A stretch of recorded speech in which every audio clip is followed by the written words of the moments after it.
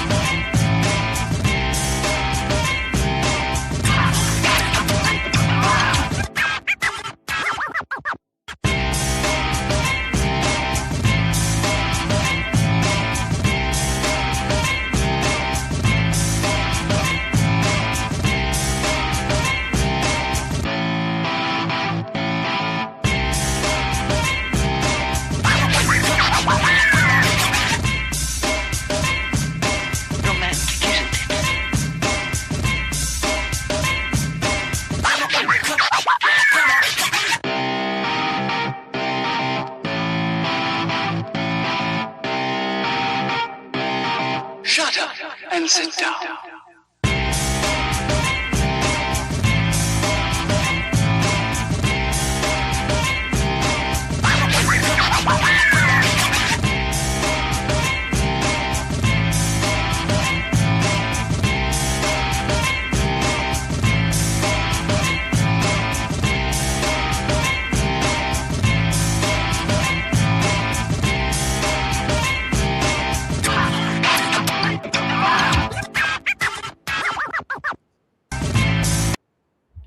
There we go. Press the wrong button again. Hello, good evening, and welcome to another episode of Build, Paint, Play. I'm Dave. Greetings, programs. I am Jake, and we are joined by our good friend Adam, who is also a member of the factory team. So we've got 30% of us here right now. So that's a good time. Absolutely. Absolutely. Fantastic. Welcome, Adam. Thank you for joining us. Thanks for having me. I know that you're super tired after a weekend of TMXing.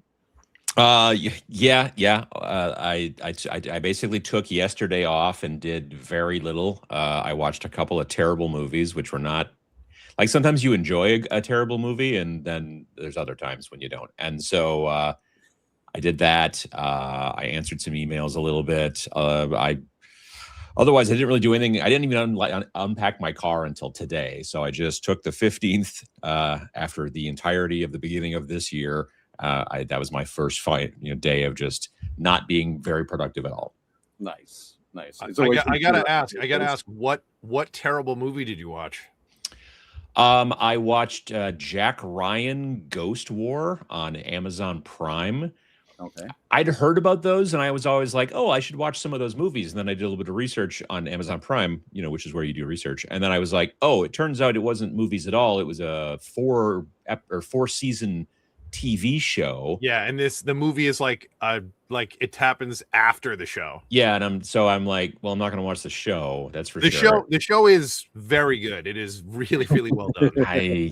Well, the movie was not for me. And then the other movie that I watched, makes a lot of sense if you didn't watch the show, because there's a lot of like payoff stuff in the movie that you're like, why is this in here? Which I totally understand if you didn't watch the show. I just thought the writing was a little weak. I don't know. But then the other movie I watched was called Enemy, and it was I think from like 2013, and it was a Denis Villeneuve movie. And I'm like, I like Dune, and I like Blade Runner 2049. Yep. This had Jake Gyllenhaal in it, and it just wasn't for me. It was, I don't know, it was weird. Right. It was like very cerebral, and they've just like.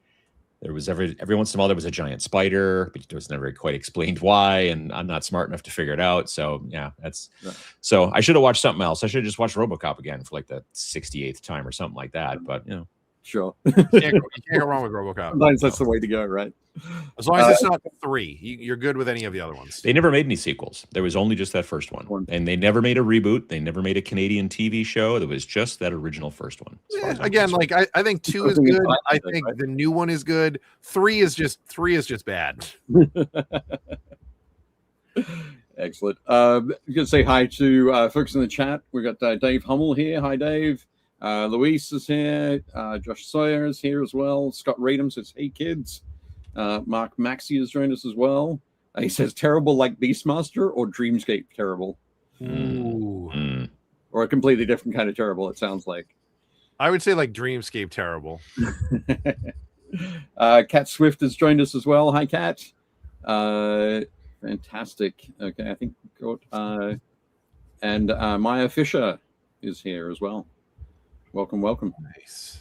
So fantastic. So let's have we usually kick off with what we've been up to hobby wise.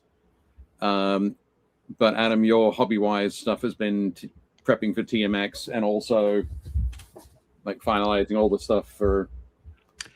Sure. But I've been, building and painting and doing stuff like that on Twitch. I do that twice a week as well.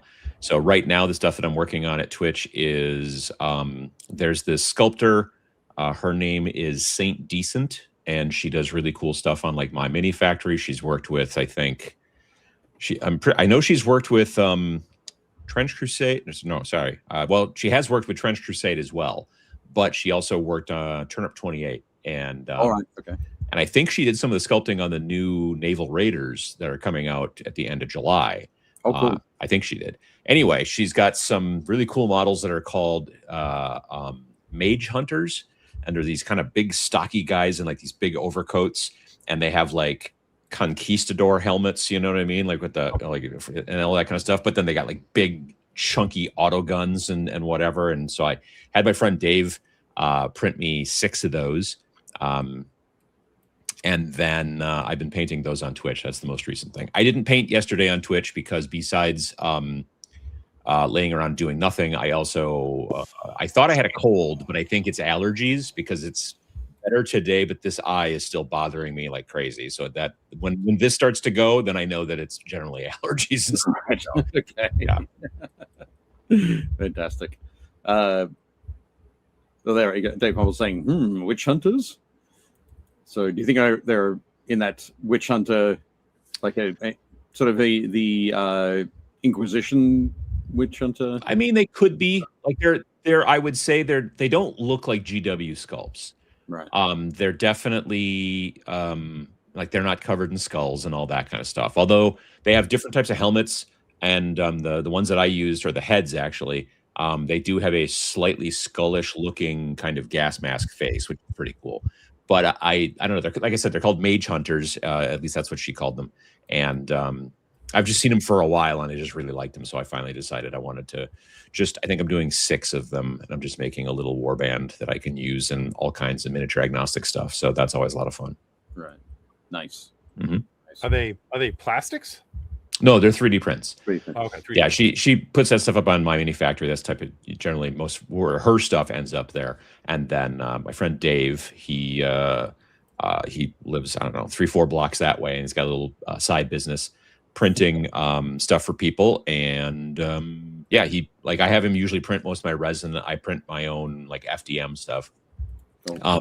But now he's gotten into a UV printer, like the UV, like not like UV, like not like a resin printer. I mean, obviously he does that too, but that stuff for printing like on materials. Like for an example, he made me this, like he printed this on this nice dice tray thing and whatever. And I had dice trays that were straight sided instead of floppy like this. I had those as merch at TMX this year, and it's the same type of technology they're using now, like GW's doing that like pre-colored terrain. Oh, I've got my same kind of technology as your background. Yeah, that's a Mac thing. I should turn that off, but I don't. The pre-colored terrain is done via the same type of thing. It's basically UV printing on top of it and everything. So it's very strong, like it's very robust. It doesn't scratch off easily. Yeah, I think Hank from Adepticon has just recently picked up one of those as well. So, oh yeah, that would make sense. They could start making their own dice trays for sale. Yeah, I think it's going to be doing a lot of prototyping for merch. Mm-hmm. It'll probably still get made elsewhere, but just doing the prototyping. Yeah. Nice. Yeah, no, that sort of stuff sounds kind of wild. But I'm just going to say Shikoda is just joined us. It says, it's the Warhammer dad and the dude from the store I go to. Who's the... That's Adam. You must be the Warhammer dad? Oh, gosh, I hope not. No, I don't think so. And Jake, you must be the I'm assuming I'm the guy from the store, since I'm the one out of the three of us that owns a store. But you two both do spend time in stores. It's true. It's true.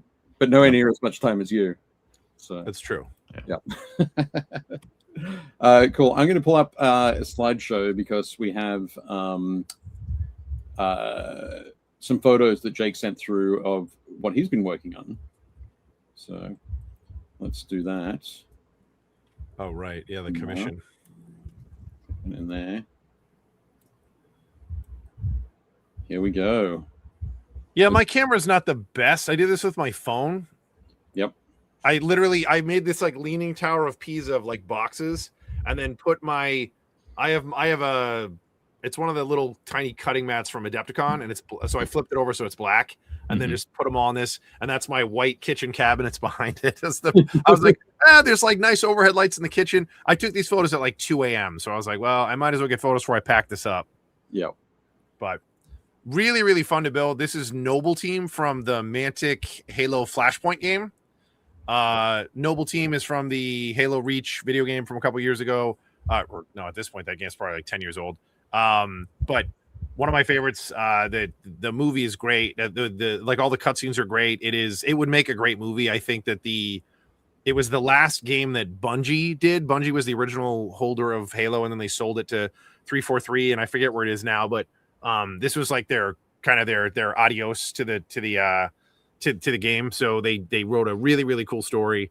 But yeah, all these characters are super fun. So if I go left to right, so left is oh no, that's fine. We can do that. So that's a closer look.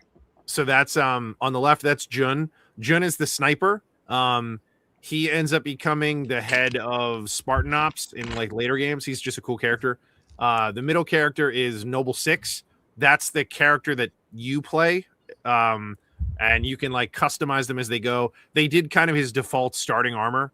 The guy on the right, that's Carter. Carter is awesome. He's Noble 1. He's the sort of the squad leader. He's the commander, I think is his rank. Super fun. Really, really fun models and sculpts. Most of them are basically 5 pieces. It's usually like a left arm, a right arm, the base, and some of them have like a secondary piece. Like Jun, I believe it's the rifle with a hand, and then his left arm is separate, and then I think you just had to glue him onto the base. I think he's 4. Right. I think 6 is also 4 pieces. Carter, I believe, is 4 or 5. Are they resin? Yeah, they're 3D printed resin. They're really, really nice. The detail on them is incredible. Like these models are tiny. They're all they're a little bit smaller than a Space Marine. So they're right. Quick question for you. The guy on the right, Carter, his his lower legs look like they're silver. Is that right? Okay. So his lower legs are actually gray. Okay. His upper armor, like from the knees up, he's all that royal blue, and then like his gauntlets and vambrances are gray, and then his like lower legs are gray. Okay.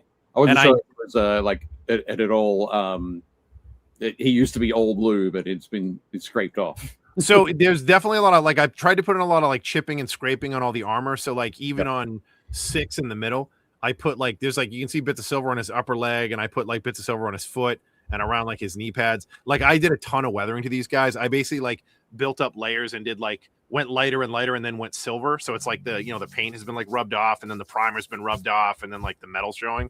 Yeah. Jun being a sniper, I didn't really do a lot of wear on him because I'm like, he's not running around, like he's sitting somewhere shooting people in the face. Right. But he was fun to do. I used I think everything on these guys is Army Painter except for the visors. I used Turbo Dork. I used one of their color shift paints. Right. Because their sort of visors always have that like chrome color shift kind of like Oakley iridescent lens kind of vibe. Right. So I didn't want to do them just gold. That's Kat on the left. She's really cool. She has a bionic arm. That arm is so fiddly. Like it is super tiny, but she's a really cool model. Her armor is great. Her armor is really worn. Like her upper thighs actually are chipped out. Like there's supposed to be it goes gray into blue. Right. And I did all the stripes on them. I did it on my hand, and then I went back and tried to weather them out. That's a lot harder than I thought it would be to make them look weathered without making them look messy. Like I'm like, oh, I just can't draw lines. So like that is difficult to do. Kat's my favorite though. She was really fun. George, the big guy in the middle. So if you've played Halo, Master Chief is like what's called a Spartan 2. So he's like a prototype. He's bigger. Like they're a whole other thing. George is from the same like class as Master Chief. Like they're from the same group. Master Chief is like Spartan number 117. George is number Spartan 052. So he's a little bit bigger, which is why he's carrying like a vehicle mounted weapon, like just kind of, lugging it around. That model's really fun. He has a ton of detail on him. He's also on like they're on like 32s. I think he's on like a 40. So he is chunky. Right. But he's a fun model. He was kind of a pain to put together. I think he's 4 pieces or 5 pieces, just because the way the gun is, like you have to like hold him in place while the super glue dries kind of thing. But he was really fun. And then on the right, that's Emil. Emil is hilarious to me. So he is one of the coolest characters. He has he has a big I think it was OVA is the pattern of helmet he has. So it's like a big glass bubble, like a spacesuit, and then he's like scratched out the chrome to make a skull in it. Which as somebody who wears glasses, we all are wearing glasses. I can imagine what it would be looking like. That would drive me crazy. But he's really cool. So I did like the skull part. I did like using Turbo Dork's chrome, the same as Cat's mask, and then I basically went back and used the color shift on like all the gold stuff, like an astronaut's gold shield that they have. Yeah. The thing that I think is funny about him is so he has a shotgun, and on his right arm he has shotgun shells, which makes sense, and then he has a double row of grenades on his chest, and then he has a belt of basically M203 like grenade rounds, but he doesn't have a way to shoot them, which I was always like, he looks really cool, but I'm like, why is he carrying this stuff around? Like you can't throw them. It's literally like a big round that you would put usually in a grenade launcher or an underslung thing on a rifle, and he doesn't have anything for them. Like throughout the game, like there's nothing that he gets nothing that you can use. Pick up anything along the way. I don't believe so. I think if you play in Firefight, you can pick one up, but at no point in the game does he ever have a grenade launcher. Right. Nice. Pardon me. Aaron Provost has joined us as well and said Jake can talk anyone into buying this game. It is super fun. It really is a good game. The big thing with this new set, so Noble Team is 6 characters, a normal Fire Team is 4, and there's some rules for like if you play the ODST guys, because they're basically just, for all intents and purposes, they're like special forces, so it's like guys with guns instead of like Spartans. You get an extra one, and some of the other factions, like there's ways to like fudge the numbers, but Noble Team, when you play them, you can't run all 6. You either have to pick 4 of them, or you can play, I forget what it's called. There's a new version of the game where you take, I mean, you guys have all seen the battle mat, right? Like it folds out. It's like it's like a 3x3 mat, I think, or a 2x2 mat. If you play, there's a bigger version where you take 2 of them side by side, and then you can run all of Noble Team. Really fun. The game is super quick. If anybody's played, was it Dead Zone? It basically is Dead Zone, and it's Dead Zone with a bunch of like cool Halo rules and like extra like modifiers and stuff that don't exist in Dead Zone. But if you know how to play Dead Zone, you could play Halo super easy, and vice versa. You could, sort of downshift into Dead Zone. Okay. But the game is just, it's really fun. It's a really well balanced, quick game. I give Ronnie and the team at Mantic full marks. I think one of the smartest things I've seen in any miniature game I've ever played is when you get the game and you open up the battle mat, it's double-sided, which is cool. But on one side, the square is smaller by 6 inches. So instead of being a 2x2, you're playing on like a, I don't know, 18 by 18. Yeah, 18 by 18. Basically, it's something like that. It might be a little bit less, but it's something like that. And then around the margin is all of the rules to play. So you can like learn without having to be like, Adam, can you look up that rule? Like, let's go through the rule book. It's all in front of you. And then the demo game is there's 4 different characters when you buy the base game. Adam would basically start with 2 of them, and I have 2 of them, and we learn all of the rules for them. And then when you're ready, you flip it over, and then I get 1 of each guy, so 4, and then Adam gets 1 of each guy, and we already know how to play because now we've learned the rules. It's such a smart design, like really, really clever. Excellent. Have you played any Halo, Adam? I have the Halo Reach, or not Halo Reach. So the Halo, I forget what it's called. I have the Recon box, which is basically Flashpoint. That's it. Flashpoint. Yeah, the Halo Flashpoint Recon box. I picked it up at Gen Con a couple of years ago, and it's just got the regular, like, it's like 4 of the same guys and 4 of the same guys. I mean, they're not like, say, you know what I mean? They're like, it's 4 sculpts. You just get 2 of each, and then there are 2 separate teams. I think one team is all in blue plastic, and one's in red plastic. And I've painted those guys up. I went very military looking. Like, I've got one group, it's all painted sort of like in desert kind of colors, and one that's more like in, like, you know, green kind of camo type color. And somebody, I remember saying I was going to do that, and somebody in my comments was like, no, you can't do that. You really got to paint them like in the video game. And I'm like, I assure you I don't. And so yeah, I did that. But yeah, it's a cool game. I like, initially when I first heard about it back when it was Dead Zone, the whole concept of just moving amongst those big squares. Yeah. I'm like, I don't know, that's kind of weird. But it didn't make sense to me until it was explained that when you move into one of those squares, you don't just go, okay, I'm somewhere in the square. You're putting yourself into a certain spot in that square. And that, like, if you're behind a piece of, let's say, like scatter terrain, that's important because now you have cover. You don't just drop yourself into a square. Yeah. What the squares are doing is basically taking out the need for a tape measure. So it's still very important about where you are, whether you're in cover, all that kind of stuff. But you don't have to go, well, I'm 6 inches this way. You're just like, I'm 4 squares over. And then where I go in that square is like where I'm going to go. And that's really cool. So, yeah. They also changed some stuff. Like, I guess people were, I guess the Flashpoint community in particular found like there's a couple of I don't want to say weird issues, but there was like a mechanics issue. So to Adam's point, when you move, like if my Spartan can move two movement, it means I can move up to 2 full squares. And for the most part, you can move 1 level up, and that doesn't count. If it's more than 1 level up, it would count as movement. So I could basically have my Spartan move up 1 and then jump on top of a 1-story building, and that counts as 2 movement. And then, you know, to Adam's point, like this square's like this, so I can go, well, if I go in the right-hand corner, there, like, let's say there's a diagonal piece of terrain. If I go in the right-hand corner, I'm outside the terrain. If I'm in the left-hand corner, it's up to me which side I want to be on. If I'm on this side, I'm behind the terrain. And then the terrain rules are super smart. It's true line of sight with an asterisk. So like they imagine that there's a column where the base is. So like if I have Carter, because Carter's like this with his gun out, if Carter's arms are sticking out, you can't see him. Like you have to be able to see the column of the model. If more than half the model is covered, you have partial cover. If the terrain only comes up to like halfway or 3/4 of the way on the model, they kind of fudge it. But as long as it doesn't obscure the whole model, you can jump over that terrain. It doesn't block you from moving. That was really smart. But to the 4, you can have 4 models in a square. And then it's considered full. So people were doing a thing where they were taking their whole Spartan kill team, which is 4 models, and just moving them up in a block. And it meant so people couldn't charge them.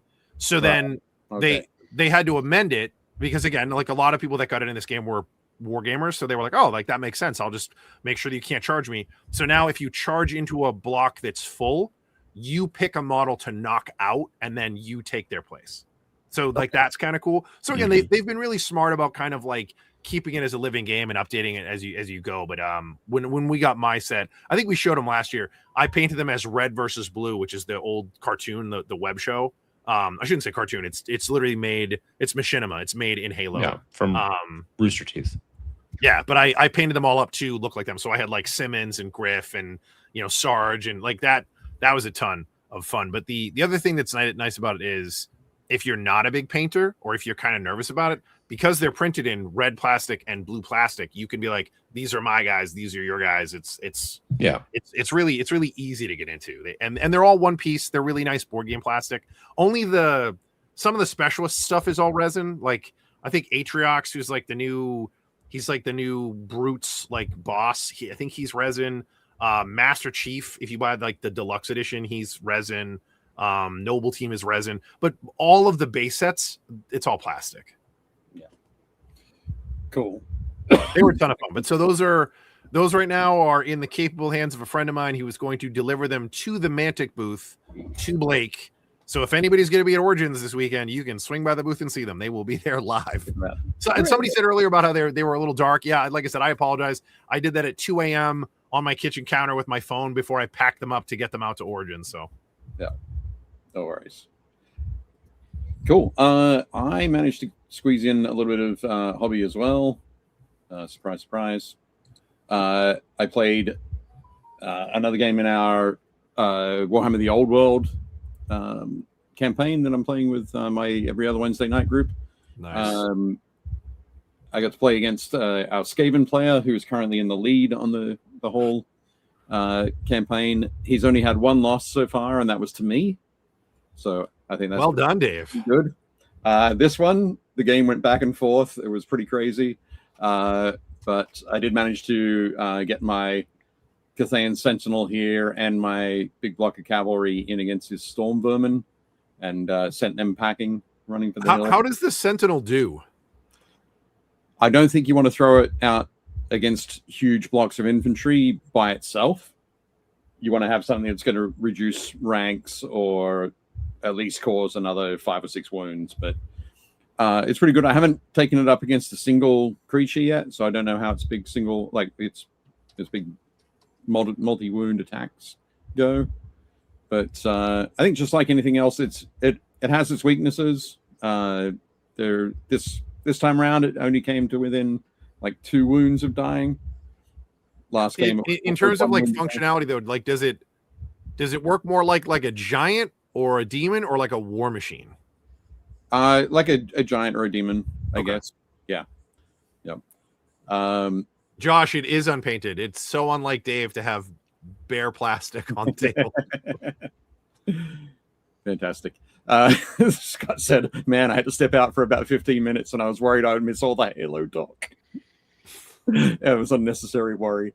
All good. But yes, it is unpainted. It's something I want to take my time on, and I don't quite have the time to devote to it right now. So, particularly with all the conversion work I did to it, I don't want to rush it. So, maybe next time you see it, it'll be primed. But we'll see how we go. The cavalry looks great. Are you? Are they done? Or are you still working on them? No, these are the cavalry models I painted like 20 years ago. This is the Cathay army I did 20 years ago. Oh, damn. Yeah. So back when I did them out of Bretonians. So, very nice. And then we had a absolutely insane situation where John's block of Skaven clan rats were kind of blocking the movement of the of his abomination, his Hellpit abomination there, the one that he's got his hands on.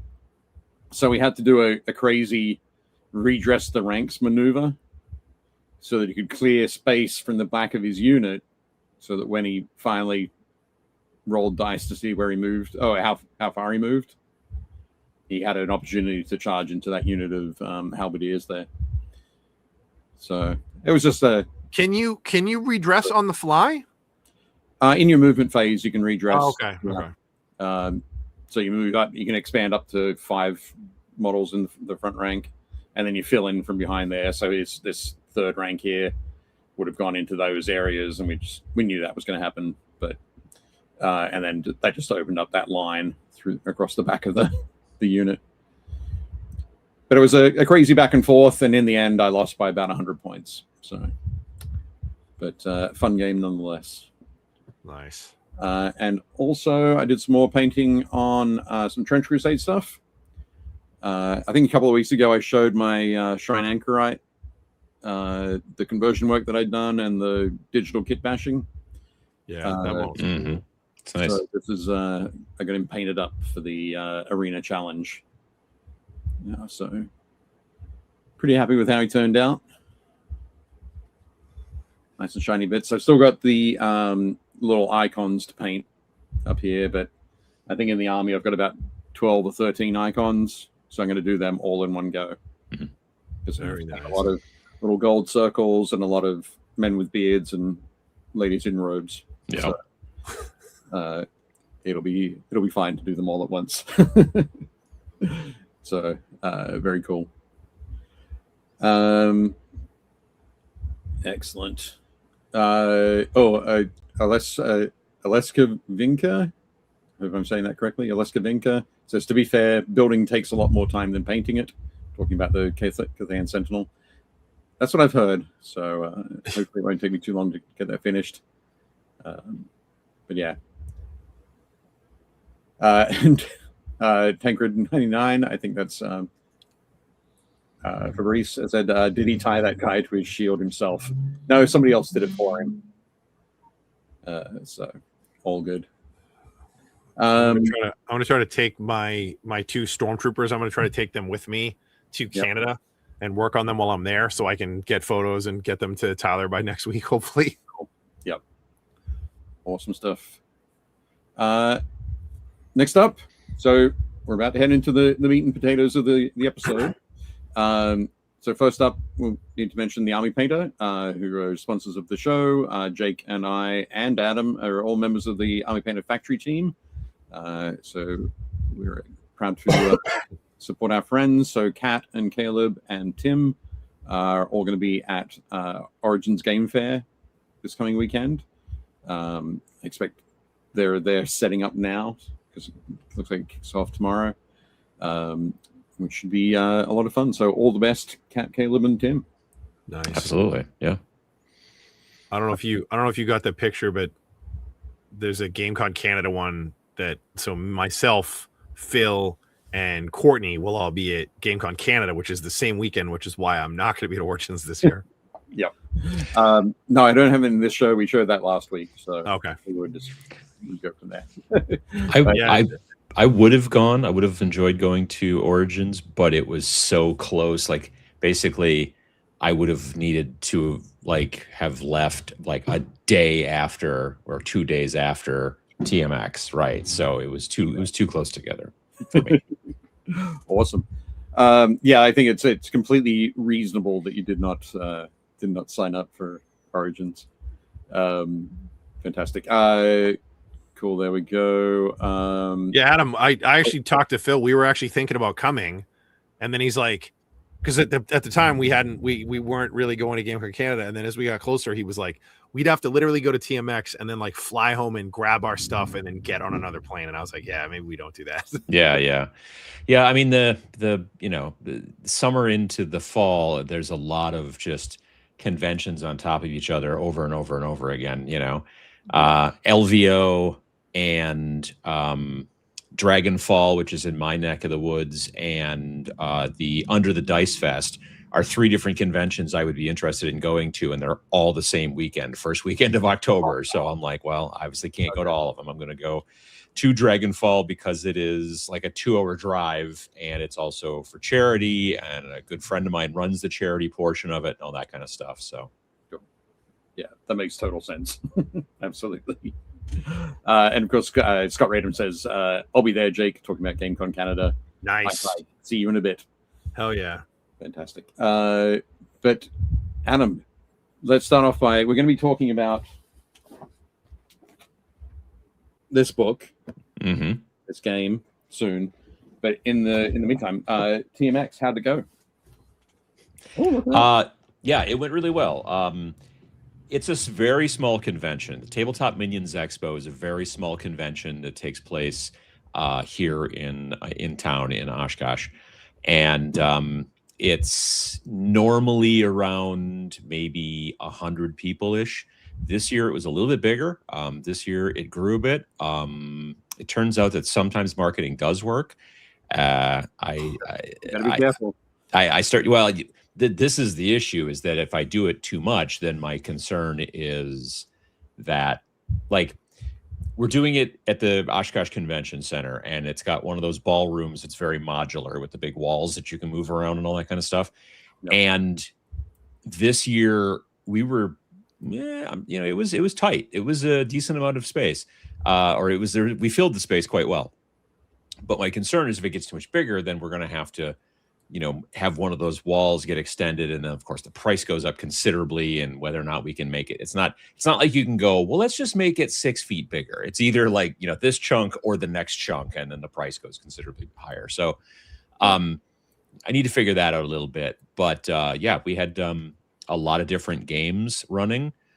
There was some Trench Crusade. There was some kind of like modified BattleTech. There was Moonstone, Gaslands, some Steel Rift, some like Necromunda. Somebody had set up like the original, like 1995 original Necromunda starter box. Like they just set up all the terrain. They had all the stuff like that was in the box, and it was just pretty vintage, or pretty like, pristine.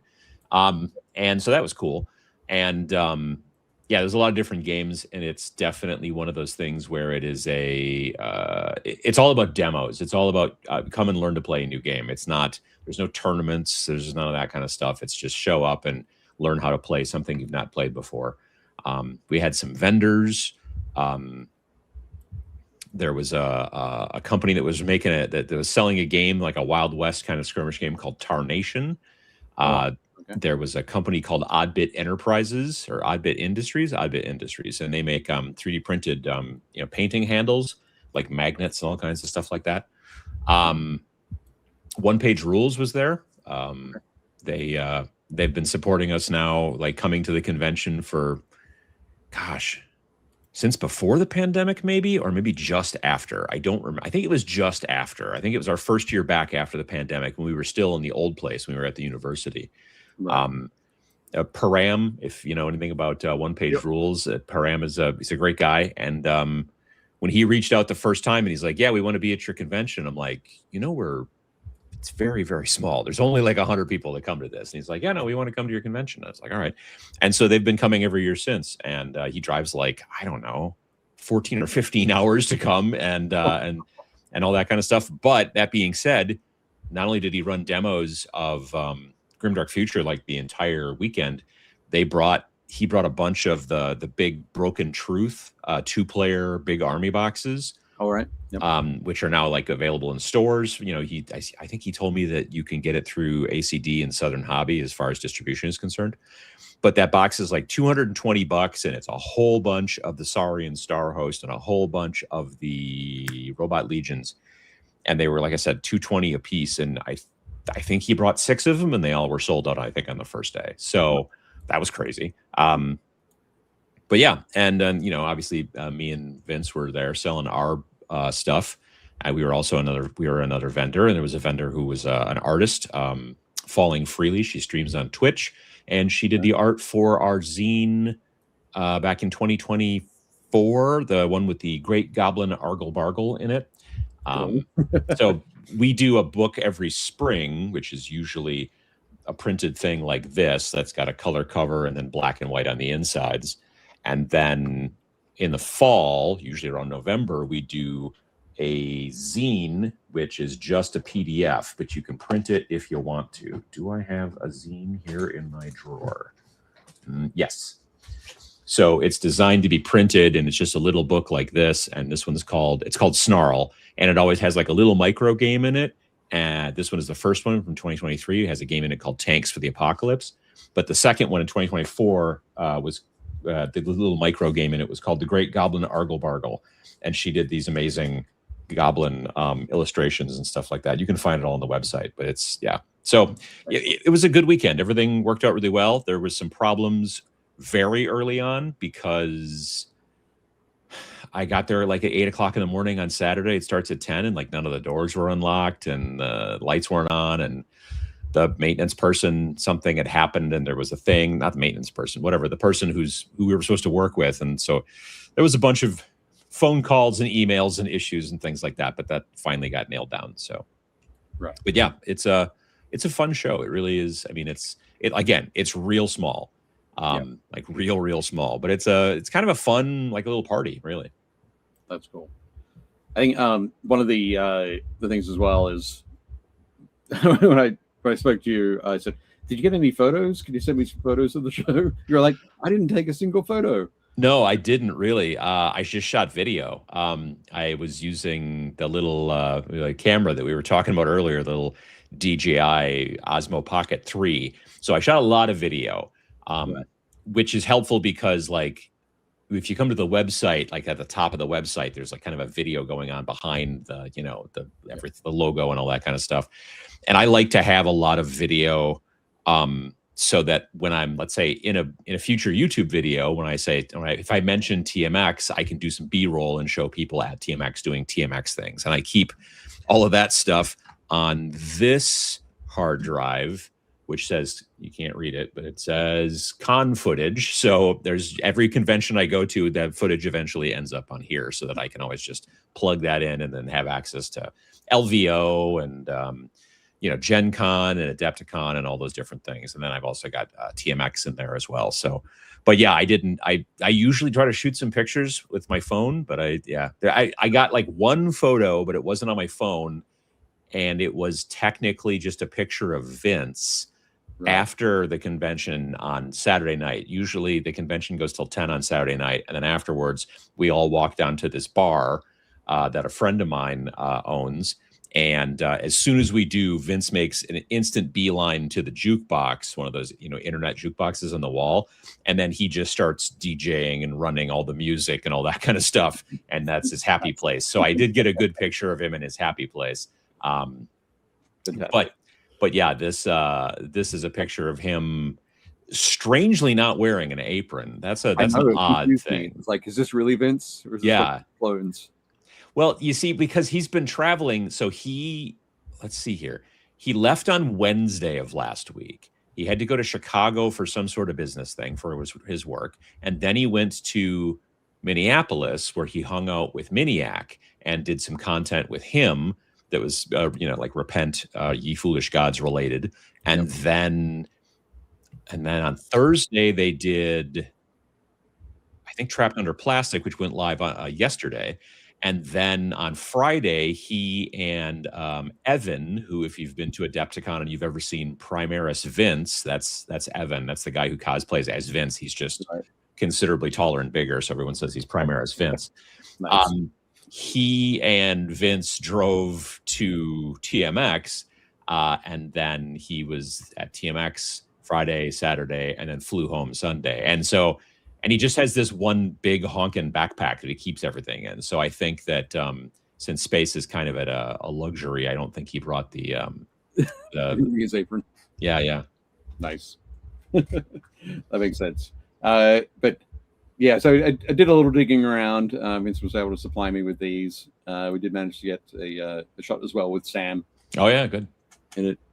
Invading the class there. Yeah, so we do a class. There's the convention, and then across the hall, there's this classroom that's got 16 seats. And this year, it was Vince taught 2 classes, Sam taught 2 classes, and Raven from Gravenly Studio taught 2 classes. And we generally just have the classes on Saturday. We don't do classes on Sunday yet at this point. But yeah, it's like, it's hard. It's quite hard to get a class with Sam or Vince at Adepticon because they sell out so quickly. But here it's a little bit less difficult, but they still sell out. It just they don't sell out like within minutes necessarily. So that's a benefit too. Yeah, for sure. Mm-hmm. Definitely great. But yeah, it was a very cool. And when I even contacted John Schaefer, who was running the Trench Crusade Overlord. Yeah. Game there. The terrain was amazing. I said, dude, how did you didn't get some photos of you running that at TMX? And he was like, I didn't take a single photo. I feel really silly now.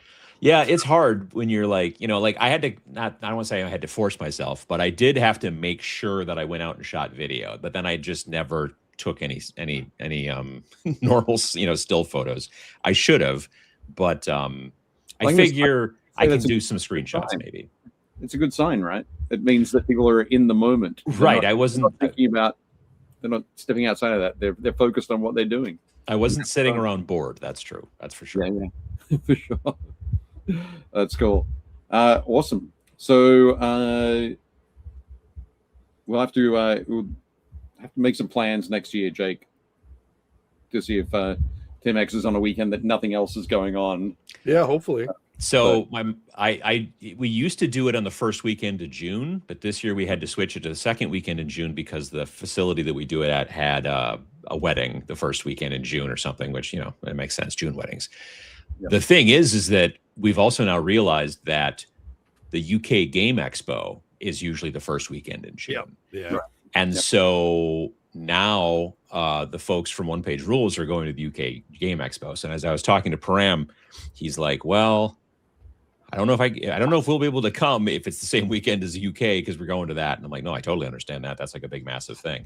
So we may be doing second weekend going forward, but we'll see how it goes. The downside is then it probably gets in with, then it starts to overlap with Origins. And GameCon Canada and all sorts of other. Oh yeah. As you say, it's June, it's summer, it's convention season. Mm-hmm. So, June. It's where I was looking at my schedule. I was talking to my wife, and we talked about this last year. Like I do a lot of shows, and this year I was like, it's just too many. Like it's getting to the point that I feel like I'm so harried trying to like get to a bunch of shows. And again, it'd be great if it was like, oh, I have one show every month. But that's not how it works. It's like, oh, I don't have any shows this month, but I have 3 next month, and it's like it's really, really difficult. So I think I've talked about this before. Ben, my business partner, was really good. Like we were talking one time and I was really frustrated. And he was like, well, look, he goes, I think you almost need to do like a Venn diagram kind of thing. Like you need to have like buckets. He goes, if it's something for us for the shop, that makes sense. So like Gamma, ACD Expo, like all the retailer shows that I do. And then he's like, if it's something for like, Army Painter or like the show with Dave, he's like, if it's something for you guys, like that makes sense. He goes, and then if it's a show that you just want to go to for fun for you, that makes sense. And he's like, if it doesn't fit in one of those buckets, those are the ones you should cut out. So like Gen Con this year, I was like, I don't like it was really hard because I'm like, it's Gen Con, like I should be there. Sure. But then I was like, I don't need to be there for the shop. Like it's not really that kind of show. And I was like, we don't really like Army Painter doesn't really like they go, but like we don't need to be there. And then it's a really small booth at Gen Con, unfortunately, and so there's not really room for us to stand around and shake hands and kiss babies or whatever. So that is kind of the issue, at least currently. And then again, like it's one of those shows that like it's so big and there's so much going on. Like I don't enjoy myself at that show. Like I feel like it's like too distracting, and I was like, I don't really need to be there. So that was helpful, like being able to do that, but. The main reason that I go to Adepticon these days is number one, to hang out with the guys that I go to Adepticon with, or sorry, not Adepticon, sorry, Gen Con. The reason I go to Gen Con, we're all. Oh yeah, I'm all in on Adepticon. It's like 90 minutes from my house, so that makes it even easier. But Gen Con is like 6.5 hours from my house. But Gen Con I go to so that I can hang around with the guys that I go to Gen Con with. That's number one. Number two, it's another situation where I can get together with Vince because Vince goes, and then we meet and have a meeting every year with our rep at Wargame Vault, which is the company that produces that makes it's a sister company, or it's a subsidiary to Drive Through RPG. So they're the guys that print the book and all that kind of stuff. I'll just mention there's a link down below to not only to Snarling Badger and Tabletop Minions, but also a direct link to pick up Repent. We generally tell people to go to snarlingbadger.com/repent, and then they can go there and see more information about it, or they can just go to snarlingbadger.com, and then there's links from there that take you directly to the page of that thing. But it's just, there's also videos like, well, what is this game? How does a turn work? And there's even a battle report that Vince does that's like an hour long, I think. But yeah, Gen Con I go to for meeting with our rep from Wargame Vault, hanging out with Vince a little bit, hanging out with my friends that I go to the convention with.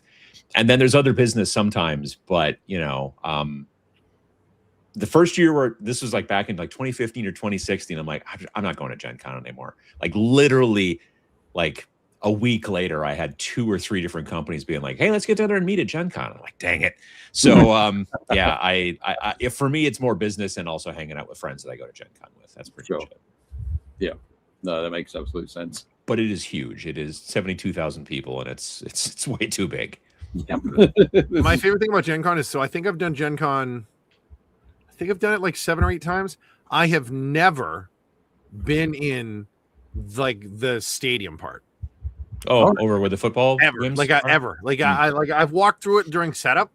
I've never gone over there during the show. Like the building is already enormous. Like it's already There's no reason to ever go to Indiana ever. Like that's one of those states that like we don't need, but because Gen Con is the only reason to ever go to that state.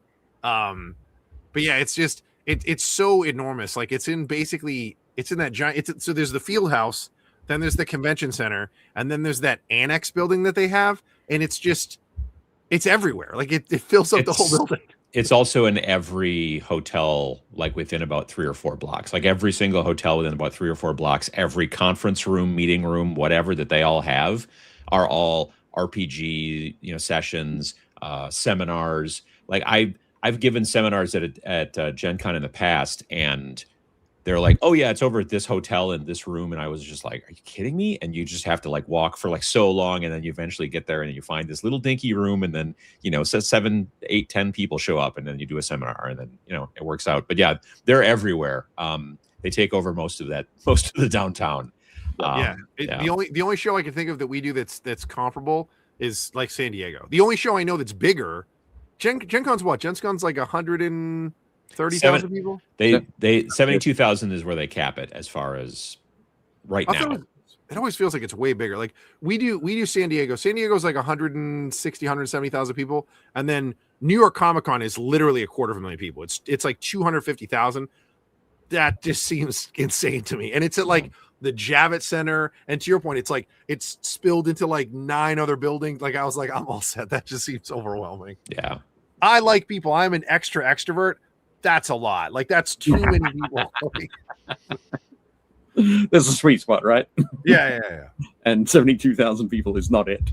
No, it's too much. But yeah, no, that's cool. So Snarling Badger. Mm-hmm. Let's talk about Snarling Badger. So years and years and years and years ago, back before time began, like in 1992, before the seas had drunk Atlantis, before the rise of the Sons of Arius, my friend Peter and I started a little game company called Snarling Badger Games, and we made our first game, which was called BattleBots, and because we were playing like BattleTech, but we were also playing like he was running a bunch of us in college through an RPG. We were running through Rollmaster by Iron Crown Enterprises, but it was all Middle Earth and stuff like that. And I've never been a huge role player, so it was one of those situations where I was like, I like the fighting part of the role playing game, but the standing around talking to the tavern owner and all that kind of stuff has never really been my jam.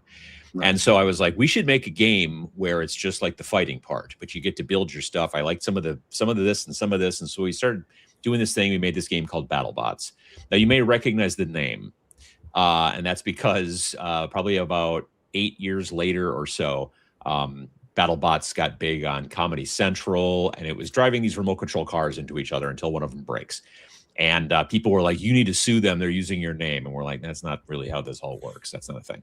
And then in 2001, we got a cease and desist from BattleBots, their lawyer, who said, hey, you're using our name. You got to stop that. And then we were like, I assure you. And you were like, that's really not how this works. And I was like, we've been using it since 1992. And we looked up a bunch of things because it's early, internet. But we're like, more than 5 years is something called automatic first use. So now we're in your court. And long story short, at that point, we had kind of stopped doing things. We had produced a couple of little indie games, little tiny things. We made a card game called Zombie Rally, and we'd done a couple other little things.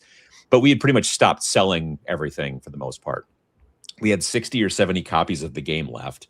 And they said, okay, well, so we worked out a deal where they basically bought at cover price our last 70 copies of the game, and then we sent them to them, and then we wouldn't use the name anymore, but we got to keep the copyright. So then we just changed the name and then republished it as PDF only. And then somewhere around 2017 or so, I think, we just finally like shut down the company and we stopped doing it. And then in about 2019, I had this idea for a game that was called Reign in Hell, and it was about demons fighting demons. And so I reached out to my friend Vince, because I knew Vince was a game designer. He'd done RPG stuff in the past. He'd done a couple of titles there. If you've got the original printing of the 5th edition Player's Handbook for D&D, he's like listed in the credits and stuff like that as a consultant. And so I pitched this idea to him. He was actually visiting Sam, who lives about 25 minutes from me. And so I'd come over and we were hanging out. I pitched this idea to him and he's like, yeah, no, we should work on something like that. That'd be cool. And then the pandemic happened. And then we were bored and we weren't going to conventions and shows and all that kind of stuff. And so I was like, well, do you want to get started working on this thing? We could do that. And that's kind of how it started. We decided, to work on Rain in Hell and started working on it. And about 6 months into working on it, I said to him, do you want to keep doing this? And he was kind of like, what do you mean? Like, don't you want to do the, I'm like, no. I mean, like, after we get this one done, do you want to keep doing this and do it again? Like, make another game and like make it a company and all that kind of stuff. And then at that point, then that's where Snarling Badger Studios was born, because I mean, I already had snarlingbadger.com. I've had the same email address for almost 31 years now because I registered that domain. For as long as they have been email addresses. Yeah. I registered that domain name in December of 95. So wow. Yeah. And then we just reused the logo because I've got it tattooed on my arm. So I figured, well, gosh, why not? So, so Vince and I basically did, we came up with the first game, and then I don't know how it all of a sudden just became a thing where we make a new game every year. You know what I mean? Like, it probably, sometimes I wonder if we shouldn't maybe dial it back a little bit, slow it down a little bit, not because like I don't think that it would make the games any better. I just think it might make our lives just slightly better. You know what I mean? But it's on the other hand, you make hay while the sun's shining. So, yeah, we just decided we wanted to make skirmish games that were miniature agnostic, that were accessible. This game that just came out, Repent, Ye Foolish Gods, is our most expensive game so far, and it is $22. So plus shipping. So, and if you buy it, obviously, if you buy it online, then you also get the free PDF as well. So basically, you get the PDF right away, and then you get the book in a week or two when they print it and ship it to you. So, yeah, we just have rather than making like a game system and then hitching our wagon to that and coming out with like army books or codices or this or that and doing like honestly, I cannot lie. The first day, the day that Rain in Hell came out, I got a message from somebody. It was either in a comment on YouTube or it was an email, and they were like, "So when's the first expansion going to come out?" And I was like, "Never." Yeah, we don't really plan on doing an expansion. We're going to start working on another game, which we'd already started working on the second game. When the launch of the first one happened, and then people were like, "Oh," well, some people were like, "Oh, so it's a dead game," and we're like, "Well, no, it's that's the benefit.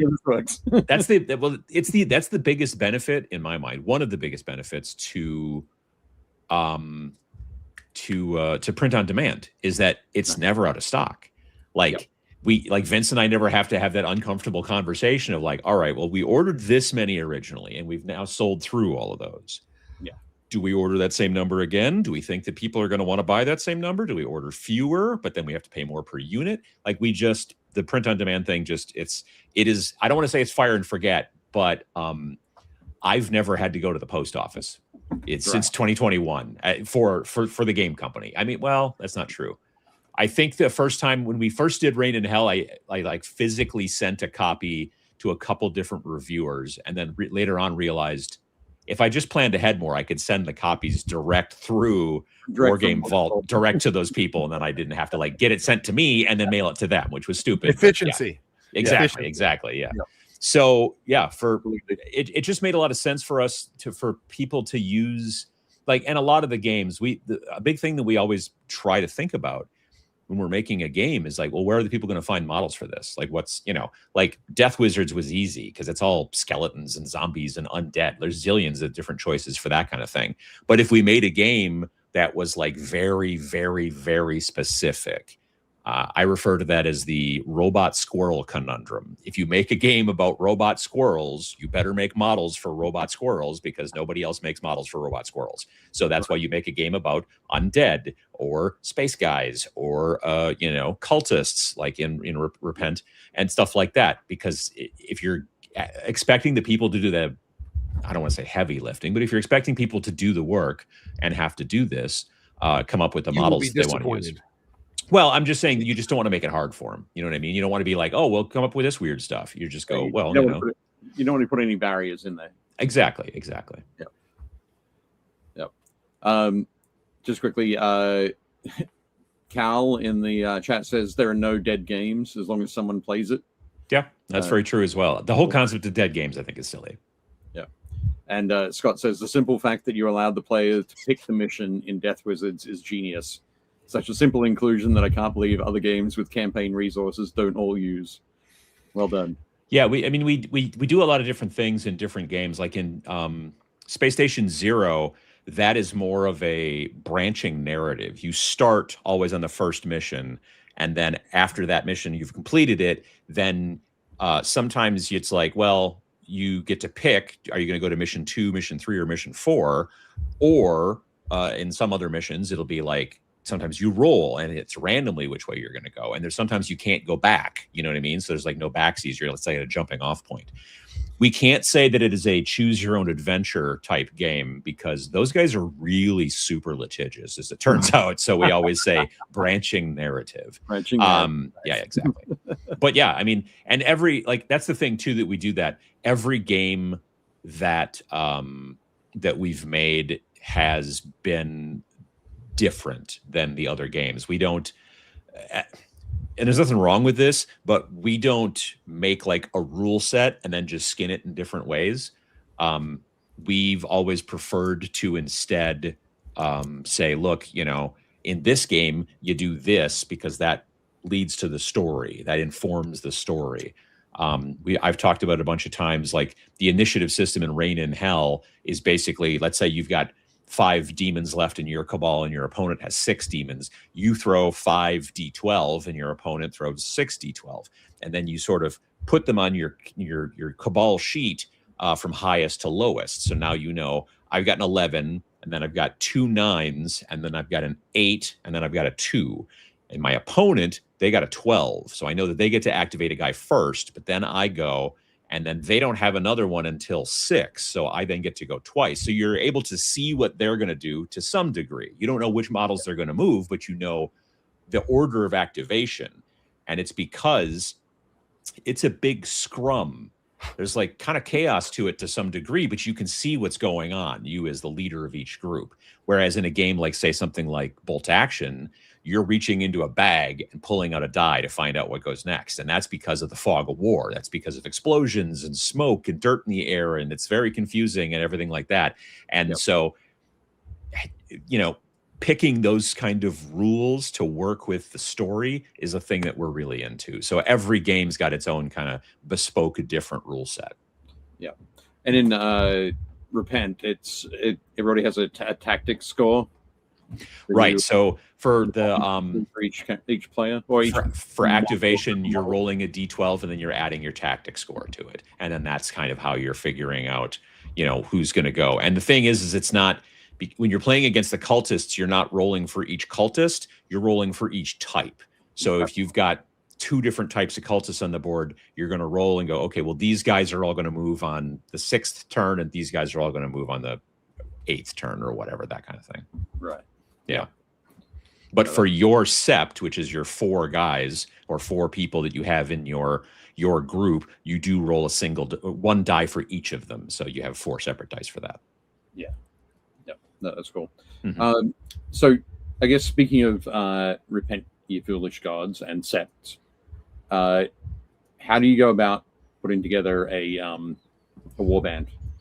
So there are 6 different types of... There should be a graphic there. That's weird. I said there should be a graphic there over that, or unless you just grabbed the image, though. I suppose I just grabbed the image. Oh, I thought it was like a screenshot from the web, because I'm like, I was just messing with that graphic today because the graphic wasn't working right on mobile. So anyway, yeah. So to make a sept, you have 6 different types of potential warriors. 2 of them are more fighter type. 2 of them are kind of magic-y type, and 2 of them are rogue type. And so you have to pick 4 of them. And the type of sept you pick, there are a whole bunch of different septs. I forget how many there are actually off the top of my head. The sept that you pick can inform what kind of what types of warriors you can have. So if I decide to go with the sept of the star, then warrior requirements, there are none that are prohibited, so I can take any of the 6 of them. However, your sept must include at least 1 soldier and at least 1 bastard or wronged. So you've got those choices, but nothing is like, said you can't take these guys. And then your sept may not have more than 1 of any warrior type. So you can't be like, I'm going to take 3 bastards and, like a soldier or something like that. You have to. So each of them has those kind of requirements, but then they have benefits, like the sept of the star has careful planning, combined tactics, and tactical assault. And those are all listed with, different skills and things that they'll be able to do and all that kind of stuff. So you're picking your sept. Then you're figuring out which models are going to go into that sept, which warriors. And then you can outfit them with different armor and different weapons. And we wanted kind of a bit of a, little bit of a old school D&D vibe, where you've got like a pretty big weapon list. It's not just like, oh, you take a sword and a shield, or maybe you take, but there's like a lot of different, Vince dug deep, and there's flamberges, and there's, glaives, and there's like what's that thing that Xena warrior princess throws? A chakra. Yeah, like all kinds of stuff like that. So you've got a lot of different choices for your modeling as well. Yeah, and you don't have to make everything absolutely 100% WYSIWYG unless you want to. It's up to you. But there's mainly melee, but there's also range stuff. But it's not. There's no guns. There's like crossbows and arrows and slings and stuff like that. So you can do some of that. And then of course there's also magical stuff, which is also generally got a range to it. There are 3 different types of magic, but when you first start out, you can only pick from one of the first 2. There's blood magic and there is elementalism. And it's not until your models, your forces get further along down the road and they get more XP and they level up and all that kind of stuff, until you can then bring in sorcery, which is kind of like the higher level magical stuff. The game is designed to be played. You can play sept versus sept. There's nothing, you totally got rules for that. But the main way to play it is solo or co-op. So you're both working together. I have a sept and I'm playing solo, or against cultists and all kinds of stuff like that. Or I have a sept and you have a sept, and we're playing together against cultists and lieutenants and commanders, and then a legendary monster. And then potentially, like, the whole idea is that if you play a campaign, hopefully if you make it to the end, you get to fight the god, hence the repent, ye foolish gods part, that has wronged you. The whole story behind the game is that there was this war called the War of Light and Shadow, and the bad gods won, and all the good gods didn't. And so you were basically like an ex-cultist or an ex-warrior, who followed this god and did work for this god and all this kind of stuff. And then that god forsook you, like they will do. Maybe, sent you off to die or whatever and all that kind of stuff. But you lived, and now you've decided that this god needs to pay. So you and 3 other people who believe kind of the same thing, they're also survivors who now want to, take this god out. You've built this sept, and you are going to try to destroy the god. And you start with their cultists, and then they're, like I said, they're lieutenants, and you kind of keep going through. Early on, the gods don't really notice you, but eventually they start to, and then they start to send things towards your group as you're going through in the campaign. And then, like I said, eventually you get to fight against the god. We could just reskin this to be like repent ye foolish healthcare provider, and then like we're all like, slighted healthcare workers who have had it, and you're like, no, we're gonna burn this place down. I mean, maybe that's the entire context behind it. I don't know. It's hard to say. Nice. Well done. But, yes. As you're going through the campaign, do your warriors build skills and it's additional Vince and I, we have a podcast called the Snarlcast, and the one that went live yesterday is about RPG stuff in your war game, and how much is enough, how much is too much, that kind of thing. And with our games, we've always kind of thrown it in so that if you're playing in a campaign, you've got potential XP boosts that can give you maybe better skills, maybe even better, like, talents or spells or better weapons. There's an entire table in here. You can find fancy weapons as you go through the game, or fancy magical stuff. Like you start out initially with minor trinkets. So you roll on a chart. Once we've got a post-game process. So at the end of the game, you have to go through and go, well, this guy was out of action. We roll to find out if he gets better, or if he's got a limp for a while, or if he's just straight up dead. And then you've got potentially some minor trinkets that can do some things. And then after that, you've got magical items. And the thing that's cool with the magical items is they are it's kind of designed a little bit like the old like Diablo games, where sometimes you would pick up a weapon and it would randomly generate the weapon to show to you, and it would say it was the such and such of the bat. And you knew, well, of the bat means it's vampiric, which means I get health back when I hit people with it, right? And so what we did was we made basically a prefix and a suffix chart. So you roll a d12, and you might get, on a roll of 3, you'd get dark.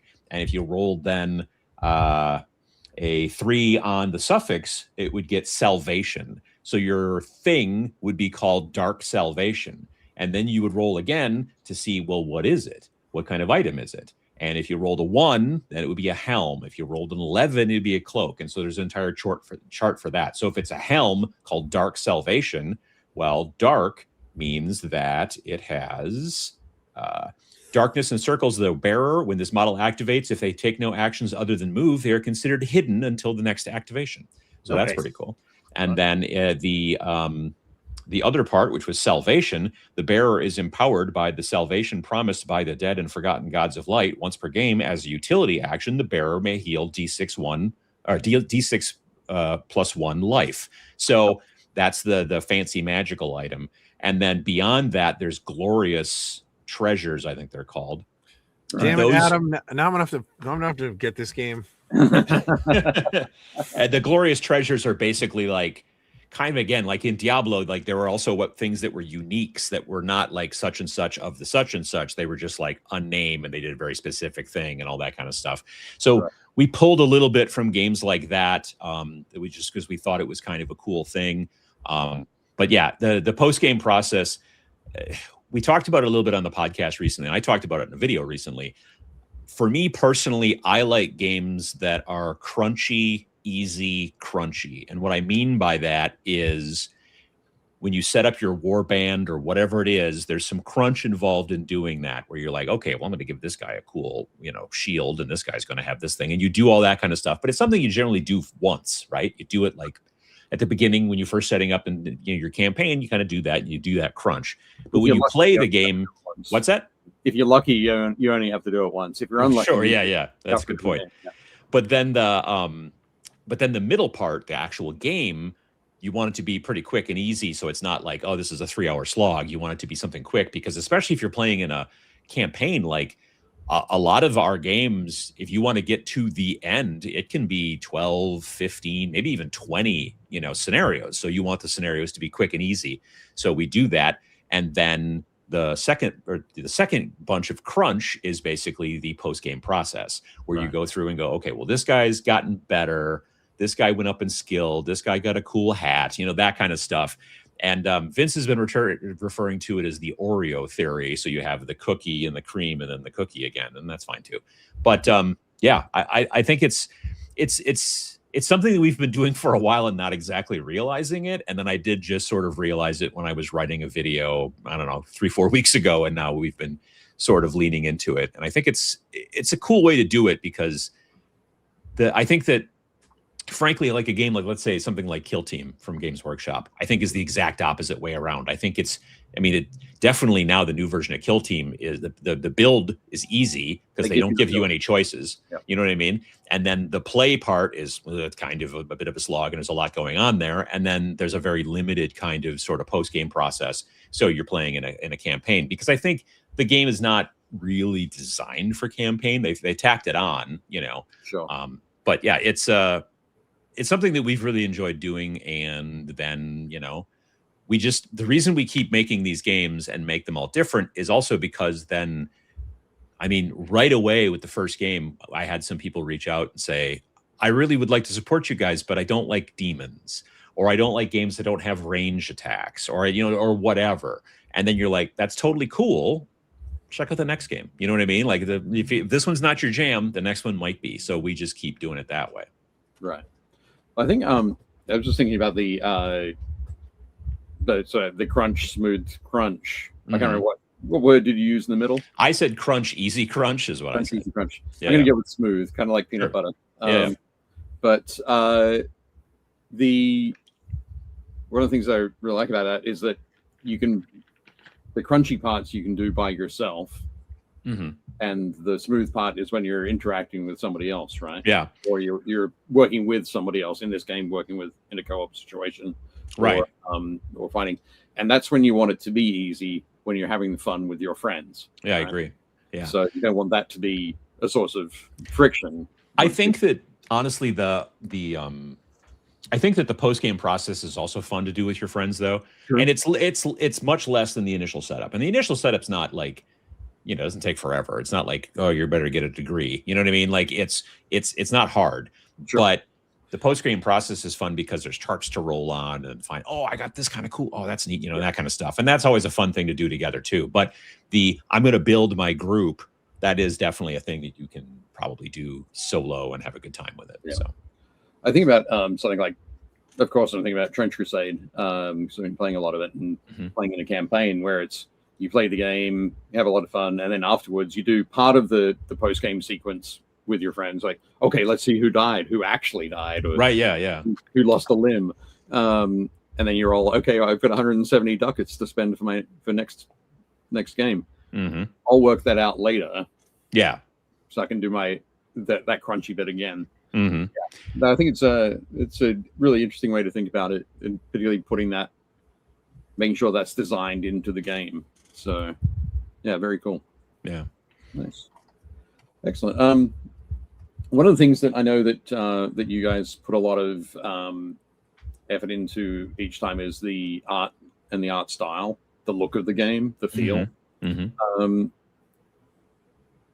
Would it be like a mistake for mine to say, so because you're not making miniatures, you're not creating the look of these things that are playing the game, that are representing the different characters in the game, that the artwork in the rule book is where you impart your thoughts about to some degree. We also like to keep things vague because like in the list of the different gods, we didn't want to say, well, this god has got horns and he's got really big feet, and like it was more of we want to give people the ideas behind it as a catalyst so that they can kind of come up with what they want that god model to look like for their particular belief of whatever, Jiva the infected wound is, or whatever he who consumes, or they who consume. Is it they? I forget.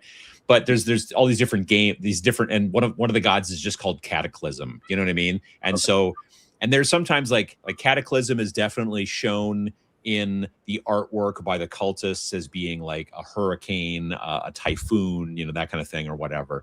But that doesn't necessarily mean that's what they look like, or So because of that, like with Space Station Zero was designed so that in that game, you are the crew of a spaceship, and there's different types of spaceships. That's kind of your faction. There's warships, there's shipping ships, there's pirate ships, there's medical ships, whatever. And then that informs like the benefits and things like that you have for your particular crew. And then the number of crew, you either have 4 crew and a commander, 6 crew and a commander, or 8 crew and a commander. Well, if you have 8 crew and a commander, they're all a lot greener than the 4 crew and a commander. They're much more elite. But you don't have to go through and figure out points. You just pick one of those 3 setups and then pick a ship, and then boom, there you go. Right. But the idea is that everybody just shows up at this space station. All the people that end up there sort of end up there kind of randomly, and they're different aliens from all over the place. So any models you've got that are even vaguely sci-fi are going to work. You can use Tau, you can use Halo dudes, you can use whatever you want.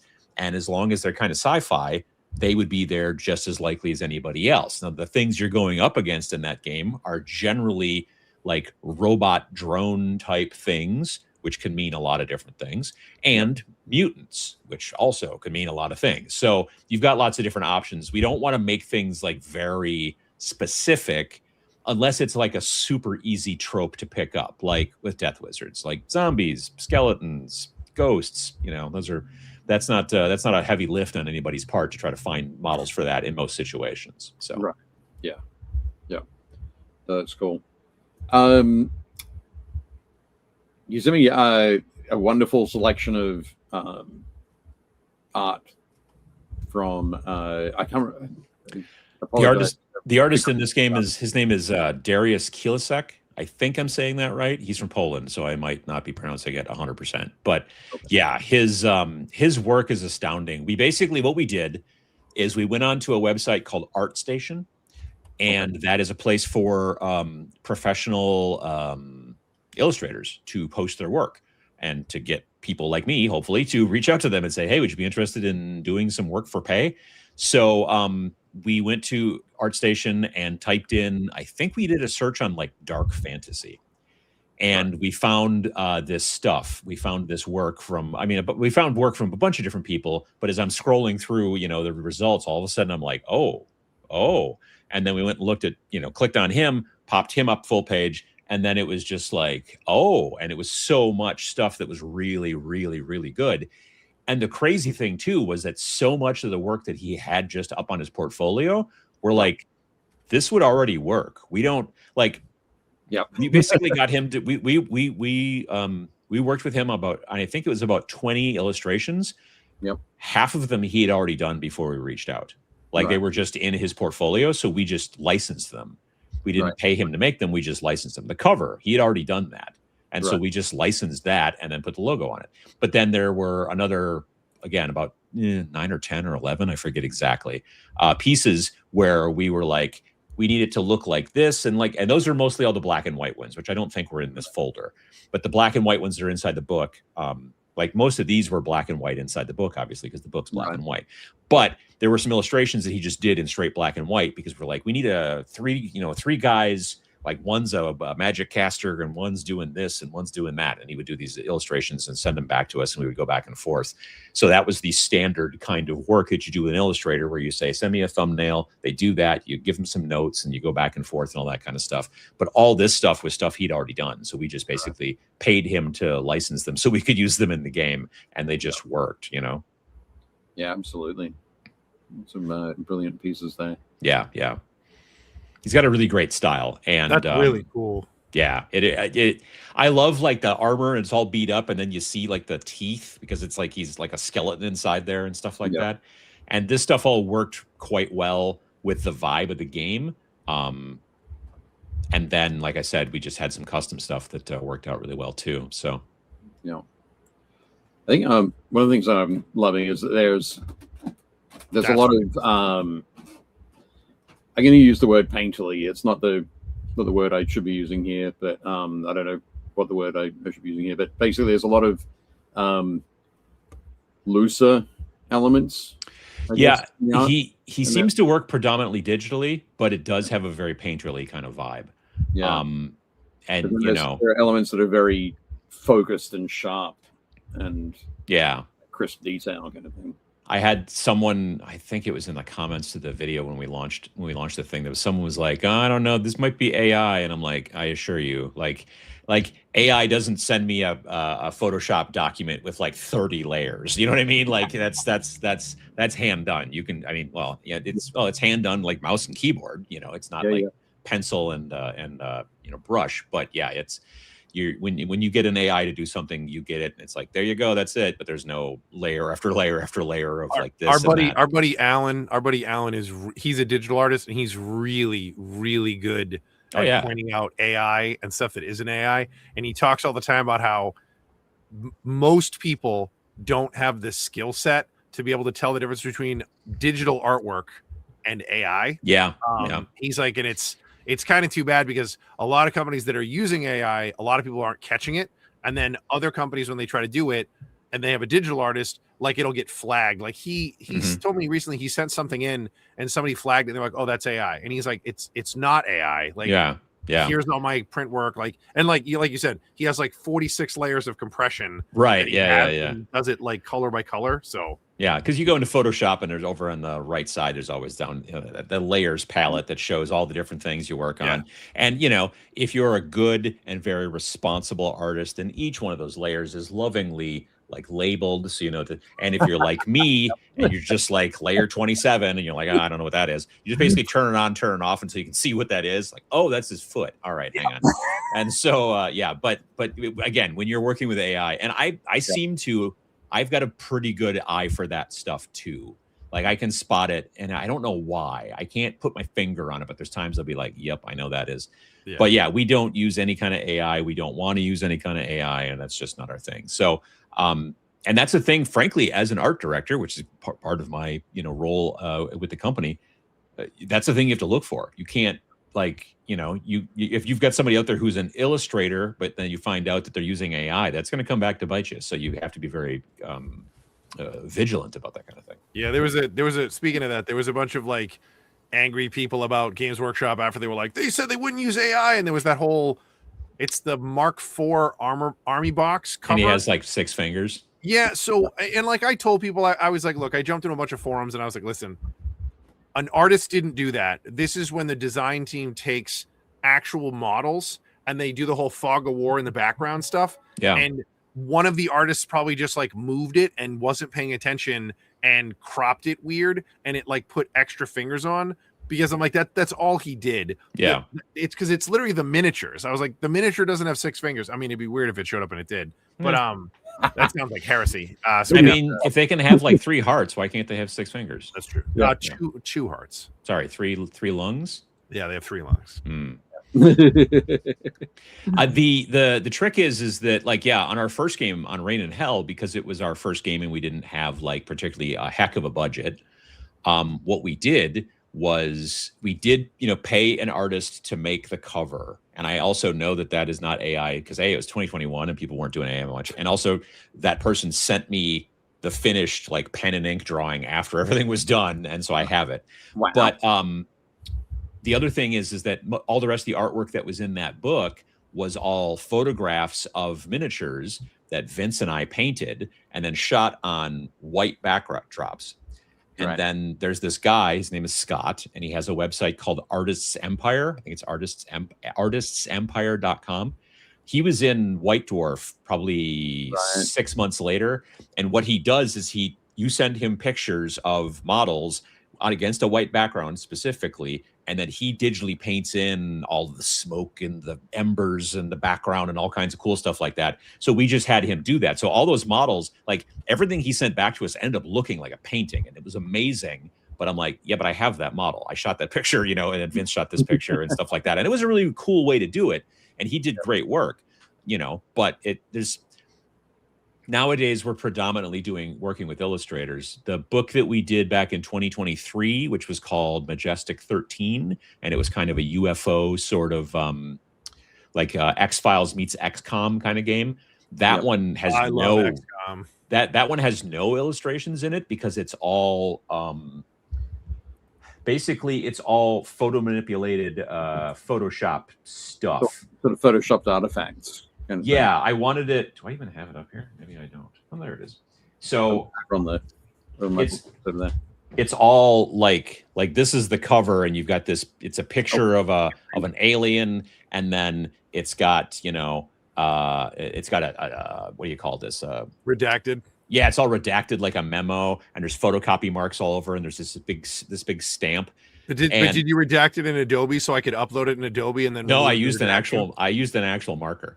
And but the thing that was interesting about it was that, and I was telling people this at TMX, because if you buy this from us at a show, this is a stamp, like not on the cover, but I had a stamp made, and then I printed probably 10 or 12 of these memos. That's just awesome. So I had them, and I just kept stamping until I got just the stamp exactly the way I wanted it to look. Wow. And then this cover is just a photograph. Like this, I went to the camera store and I had them print this picture out, and they looked at me funny, but whatever. And then I used a paper clip to attach it to this thing. And then I've got this, and there's a manila envelope. The only Photoshop that's on this cover is I couldn't find a manila envelope with the red stripes on it like they do for top secret stuff. So I had to Photoshop that in. But everything else is just a single photograph.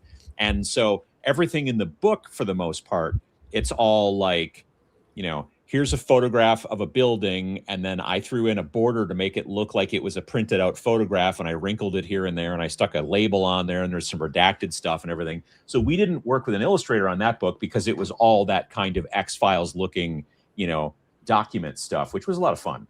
And yeah, and I was going to say, and Adam was clearly having way too much fun to hire somebody to do that. He was like, why would I pay someone to do this? It was one of those situations where we ended up having like, we had almost 2 months on layout on that book. So I was able to work on it for a long time. And every time that there was like a little spot, I'm like, oh, I could work a little thing in over here. When you're working with an artist, you're going to get what you're going to get. You know, you're working with them to get X amount of illustrations, and they're going to come. And if you're like, but if I just had a little bit of something right here, well, at that point, you've already gotten the art from the artist. And so then you've got to start coming up with other little things and little doohickeys to put in there. But with that book, I could custom design every little artifact and weird little doohickey to put into certain spots to fill spaces and things like that. And it was a hoot. It was a lot of fun. But yeah, that's awesome. That's great. I just want to, I do want to ask about the cover image. Yeah, that picture is great. Yeah. Yeah, it was one that he'd already done. We did actually have him extend it up a little bit higher so that it would work better with the logo and all that kind of stuff, because I think it ended just above the horns on that weird idol with the multiple eyes and all that kind of stuff. And I love the scale, because you've got like that big thing and you've got those cultists that are standing around it, but then in the foreground you've got what I assume is a normal sized person standing on a thing down there, or it's a very, very tiny cultist and he's hanging out with a bunch of normal sized cultists. I'm not sure exactly, but it's just very cool, and it's very evocative of the idea of these dark gods and cultists and, you know, all that kind of stuff. There's another illustration. I don't know if you have that one with a skeleton, the like, it's very, it's like it's super bright. That one. That's awesome. Yeah. And that one is like, basically like when I first saw that, I'm like, oh, that's one of the gods of light dying. You know what I mean? Because you've got the war of light and shadow, and that's one of the good gods dying, you know, that kind of thing. And again, he just already had this stuff done. And we were just like, whoa, you know, I mean, so again, in the book, there's a bunch of illustrations which are a little bit more character driven, more about like, you know, a guy fighting a big monster, or a guy, you know, using a shield to block like a, you know, a magical blast. And those are all the bespoke things that were made for the game. But these pieces, if and there were some other pieces he had that we wanted to license, and he was like, oh, those are already, you know, those were used for some other project or whatever. So you can't license everything, but you know, you can license some things sometimes, and that's really super helpful. There's some more of our team members in the chat. Heresy jumped on. I saw Heresy, and I saw Adam there too. Adam's in here. Yeah, fantastic. I think one of my other favorite pieces from the ones you sent me is this one. Yeah. And that, again, it really evokes, like, as soon as I saw that, I'm like, see, that's potentially fighting one of the gods. You know what I mean? Like, it's this huge, monstrous thing.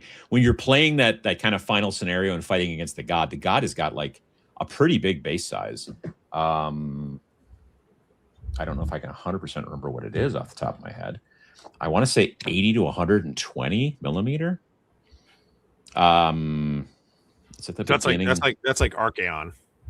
Yeah, and that's, you know, you've got a lot of different, gods. I'm sorry, no, it's 80 to 130.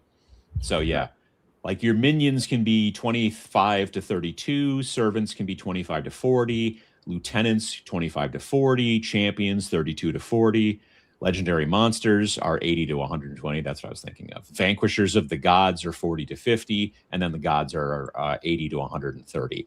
Those are all, again, suggestions. We're not telling you, oh, you have to do it this way or anything like that. It's all suggestions. There's a bunch of really easy stuff people could do too. Like if they don't want to like go out and spend a ton of money on like some crazy model, the Epic Encounter stuff from Steamforged. Oh yeah, perfect. Like you're talking like $50 and you get like some giant monster. Like there's like a demon and there's a dragon and there's like a sea turtle and there's a giant. Like there's a ton of stuff. Oh yeah, that's the thing. Again, the reason we didn't go and say explain what these guys look like is that because we wanted to give you lots of options. That's kind of the thing with with miniature agnostic is that the more that we get specific, the less likely you're going to be able to be happy with what you pull out, unless you're just like, because I'm generally kind of a WYSIWYG fan. If I'm playing certain games, I'm a big fan of that, but you don't have to be, obviously. But even then, like for my cultists, when the cultists that I used, which I photographed and put into the book a bunch too, those were all from Bestiarum, Bestiarum Miniatures or Bestiarum Games, I forget which. Cool. And they have these kind of torment cultists is the name of the STLs. And so I had my friend Dave print those for me, and they're great. But they've got all kinds of different weird weapons, like a scythe-looking thing, or like a sickle, or like a big pike. One of them just looks like a big stick that they just burned a bunch of at the front until it eventually just like was pointed. And so yeah, it's just really cool to be able to do that. And then with a pretty big group of weapons that are available to you in the rules. I think it's either 18 or 20 different potential well, that's just the melee weapons. Then there's also range weapons too. So yeah, you've got a lot of different options when you're building your sept. And we've had people say sept means 7. Sept as a prefix does generally mean 7, like you're a septuagenarian. That means you're in your 70s. But sept can also mean like a clan, a group, a family unit. And so we were using that definition instead, because a bunch of people were like, well, you should have called it quad. And I'm like, that doesn't make any sense. No, it doesn't.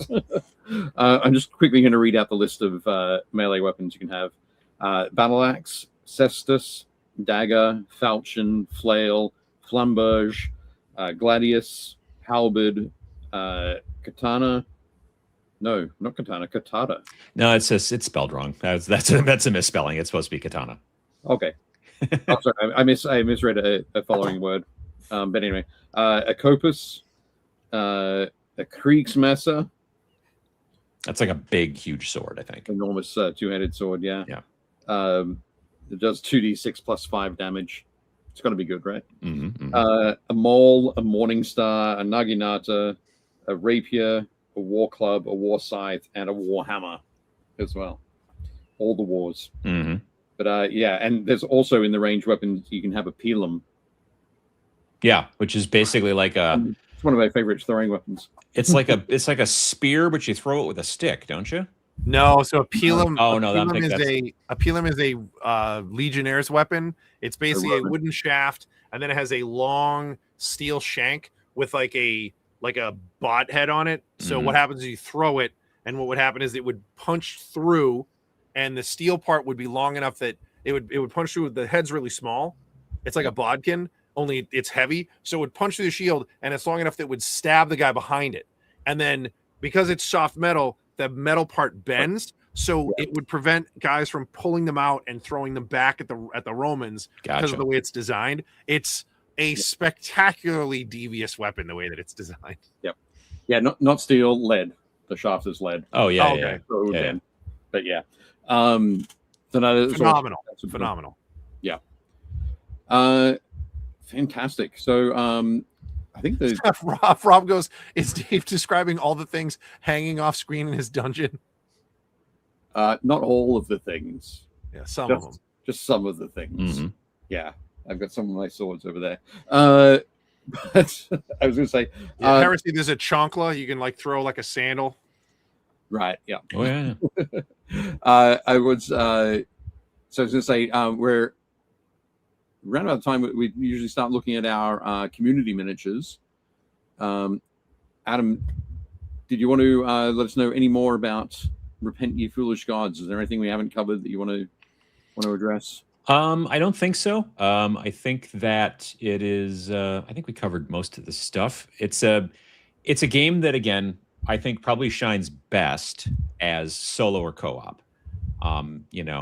The solo bit is really cool for you learning the game, so that when you decide to then start playing it co-op with a friend, it's much easier for you to teach the game. So that's a benefit. And again, you can play it versus if you just want to go sept on sept violence. You can do that too, for sure. But it is it's really like most of our stuff. It is a little bit designed more to tell that story more when you're either playing solo or co-op. But yeah, I think that's pretty much about it.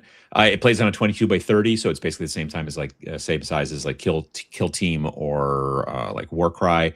You need like rocky crags, you need foresty stuff, you need ruins, like the standard kind of fantasy terrain stuff. Cool, excellent. On the Snarling Badger website, there are links to playthroughs. There's links to basically descriptions of the turn sequence. On every single one of our games, if you go to just snarlingbadger.com and then you click on any one of the games up in the menu, there's always like, here's a not a vague description. Here's a high level description. Here's some links to where you can get it at wargamevault.com. And then there's also like some more description stuff, but then there's always videos, and there's always a video that's maybe about 2 to 3 minutes. That's like, what is this game? Like, what's it about, kind of. Then there's always another video that's like, how does a turn work generally? Yep. And then there's always the last video is always Vince doing a battle report. So. Yep. I watched the battle report over the weekend, and initially I was like, oh, cool. Who's Vince got in that he's going to be playing against? And I was like, oh, wait, no. Solo play. Exactly. So, yeah, it was pretty cool to see that sort of run through. Initially, I thought his characters were going to walk all over the cultists, but swung back at the end. He ran two demos at TMX. He ran one on Saturday, one on Sunday, and but it was a situation where, like, you can't just like it comes down to when you're at a convention and you're going to run a demo of a game that is generally either played solo or co-op. What you do is then you're like, well, okay, everybody gets like a person, and then you're going to do this and you're going to do this, and because you're trying to get as many people involved as possible. And then the AI basically runs the bad guys, and by AI I mean there's like a set of rules. It'll generally it's like a logic tree. Yeah, and it's basically like an if-then. The way that we've got these designed is that there are 6 different types of AI. There's Dross, Hunter, Defender, Commander, and then those are for like your normal, like regular people, your regular opponents. But then there's a special one that's just for the legendary creature, because eventually the god will send a legendary creature after you. And then there's one that's just for the god. And they will almost always start with like 3 if-thens. Like, is this the case? If yes, then do the thing. If no, go to the next one. Is this the case? If yes, then do the thing. If no, and then if none of those are the case, then you flip. Then you go on after that. There's a secondary chart where you roll a die, and then something kind of random happens, and that's so you're never in a situation where you're like, well, he's just going to stand there because none of these things happened. You have these specific things that are specific to whether it's a hunter type of AI or whether it's a defender type of AI or whether it's a god or whatever. But then you also have those things didn't happen, so now something random is going to happen. AI in modern games is pretty common. There's I think the ones that are always really intuitive to me are the ones that I think are the most entertaining, the ones that have the most kind of variables built in. Like Zombicide is probably the simplest one I can think of. Like Zombicide, when zombies show up, it's like, can they see a player? Right. Yes, then they move towards them. Yep. Can they get to a player? Yes, then they attack them. If they can't see anybody, then there's like noise markers. You move towards the noise marker. Right. If they don't see anybody and there's no noise markers, you roll and they move randomly. And I was like, It's super simple, but it's really effective. That game gets out of control in a hurry. It's really good. Yeah. The best AI I've seen is there's a game that I own called Nova Aetus Renaissance, and it's made by Ludus Magnus Studios. They're an Italian company, and Renaissance is the remake of it. It's the 10-year anniversary edition. It's the AI is staggering. It's like it's a full page that's a whole like logic tree, but it's really, really good because there's so many enemies. It's like it's almost like D&D as a board game. So like there's like a mission where you have to get to a building, and you're like, okay, there's a crossbowman and there's a guy with a pike, and you're like, okay, so it'll go, if the guy's a ranged weapon, are you in range? And if you are, he'll shoot. If you're not, it's like, can he move his normal movement and shoot at you. And you're like, yes. So you could try to lure the guy away, but then if they're guards, it will say they will not leave short range of the building that they're guarding or whatever they're guarding. So it's really, really creative. It's almost like having a phone app, but you're just doing all the math yourself. It's really fun. I appreciate that kind of extra level. And obviously the fact that you guys made this where it's like, is there this? No. Is there this? No. Is there this? No. Well, then I'm going to do something. So yeah. That's always good. No, that's cool. Awesome. Very cool. So as we mentioned before, in the notes down below, there's a link to Tabletop Minions website and the Snarling Badger Studios. Snarling Badger Studios website, and a direct link as well. I can snag that link from the link through from Snarling Badger Studios. So sure, there's a little connection there. So it should still be it should still come up as coming from you guys. Sure. But yeah, so we've got all that. Very cool. But thanks very much for all of that, Adam. Yeah, absolutely. Add a little bit more about it, and particularly if you want to hang out for a couple, we're gonna look at some cool minis from our community now, and we'll give some unfiltered feedback. Excellent. Okay, let me bring that up now. Let's go for that. Josh and I have been throwing out historical facts in the chat, and anybody who's still here, if you haven't already, make sure you guys like and hit the subscribe and the bell and all that good stuff. There's a code down below to use our discount for the Iron Painter. If you go on there, it's BPD5. There's links below to Snarling Badger, all of Adam's stuff, and definitely go out and pick up a copy of this. I'm gonna have to get a copy of this. Yeah, excellent. And I can use all my old Chaos Warriors. Yeah, absolutely. But speaking of Chaos Warriors, so Aaron brought us great. Fun. I still love these models. They're one of my favorite kits. So Aaron is painting these up for another indie game called Great Helm by our friend Malev. Yep. So he's having a lot of fun with that. And of course, because Aaron loves to draw as well, he has drawn himself up a mini Great Helm mat. Dude, I love that he did this. That's so hilarious. Yeah, that's awesome. Yeah, that this isn't a physical thing yet. So he's done this as a digital item, but he's planning on once he's got his Great Helm guys, end up turning it into this this mat. There's a company that'll print playmats for you, like custom ones, inked playmats maybe or something like that. Inkedplaymats.com. Right. I don't know if they'll do every different size, but they do a lot of different sizes. I've looked at it before. So yeah. That is cool. And I think the space in the middle here, you can see that faint line goes around it, is the play area for Great Helm. Yeah, it's a really tiny play area. It's a really neat concept. Sort of spots for sort of his dashboard on either side there. But so very cool. I'm going to be excited to check those out. Nice work, Aaron. Next up, Adam Weller. Painting some more orcs, because we know Adam loves his orcs. So this was a very cool mini.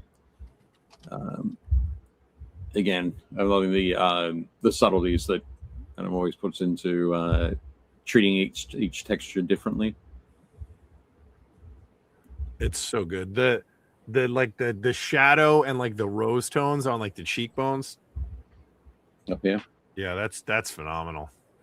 Yeah, I'm loving the so obviously on the cylinder you get like a line of reflected light there, and then because this piece here, it's like the gorget, I guess, is cylindrical, you get that same sort of line going there. That's awesome. It's yeah, just some beautiful work there, and Kat's calling out the hair as well. Yeah, the hair looks fantastic. And as usual, Adam has about 4 or 5 other photos, so you can check these out on the Facebook group, Build Paint Play Community. Mark wanted to know what size. Mark, I would just message him on the page and ask him. I have no idea. Just comment on the post, but yeah, I'm not sure either. But yeah, some beautiful detail in there. And Adam has also painted this orc, blue-skinned orc. yeah, having a lot of fun with the purple undertones. The gold, I think the gold on the hilt is like some of the best work. Right. Yeah. Like all the scratches and stuff too. It does look fantastic. I'm loving that.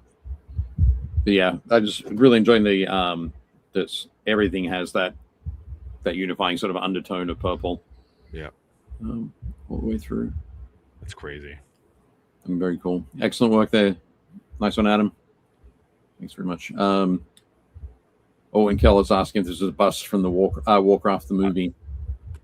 I don't think so, but no doubt inspired by the orcs from Warcraft.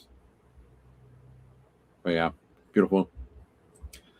Next up, Amos, working on some more Crimson Fists. I think we had one part of the combat, or one of the combat squads last week. Yeah, shot the other combat. I told him in the new Armageddon box. Yeah, there are Crimson Fist transfers. Okay.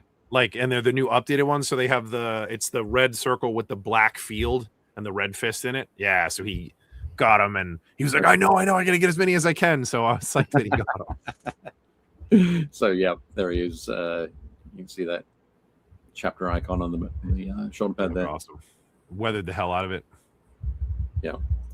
No, he's looking very cool. I love the the weathered damage on the the leading edge of the shoulder pad here. Yeah. Mm-hmm. And those green eyes looking very cool. Nice work, Amos. Looking great. He weathered the hell out of them. Yeah. No. Next up, Caitlin is doing some more work on her Euclidean Star Striders. Yep. And so she did some great conversion work here on her Oberon Bodyguard. That's phenomenal. So yeah, got in there, does work with the putty, matching those helmets. Very nice. That's a lot of sculpting work. There's a lot of work in sculpting that and then letting it dry, and coming back and putting down the next layer. That's great. So yeah, that's a lot of fun as well. Just having that that bodyguard Ogre rocking that same uniform. Excellent work there, Caitlin. Nice one. Next up, Chris Gorka. Chris Gorka shared this guy. I think he's from the Nurgle set of the Space Marine Heroes. It's either from the set of the Heroes or it's from the 7-man squad that they did. Okay. Like the actual, so there's the 7-man squad that's the Death Guard, and then they did 3 additional models that are called Nurgle's Chosen or something, and you can basically, so you can make a 10-man squad. Right. But they're all very specific, 10 different models. Yeah. And this one was very cool. He painted this up for a friend of his who was celebrating a sobriety anniversary, and 6 other friends each painted a single model from that squad to celebrate as well. Cool. So not only a cool thing to receive, but great support from friends there. Yeah, it's pretty neat. I also love that the little details that he's added. I love the wood foregrip, the wood furniture, the bolter.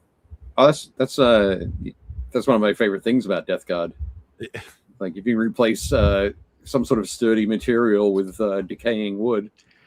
I have an old metal Death Guard model, and he's got a plasma gun, and it's mostly made out of wood. Yeah. And I'm like, why would you make a plasma gun out of wood? But, Death Guard. That's why. Yeah. Why not? Hey, Death Guard. But, yeah, looking great. And Kat says, I must control myself. But, no, beautiful work there, Chris. Very nice. Have fun. Next up, Dave Powell's. Dave Powell's being bit by the Trench Crusade bug and started painting the Stigmatic Nun from the Sacred Costalera warband done by our friend Patrick Keith at these are great. Minis.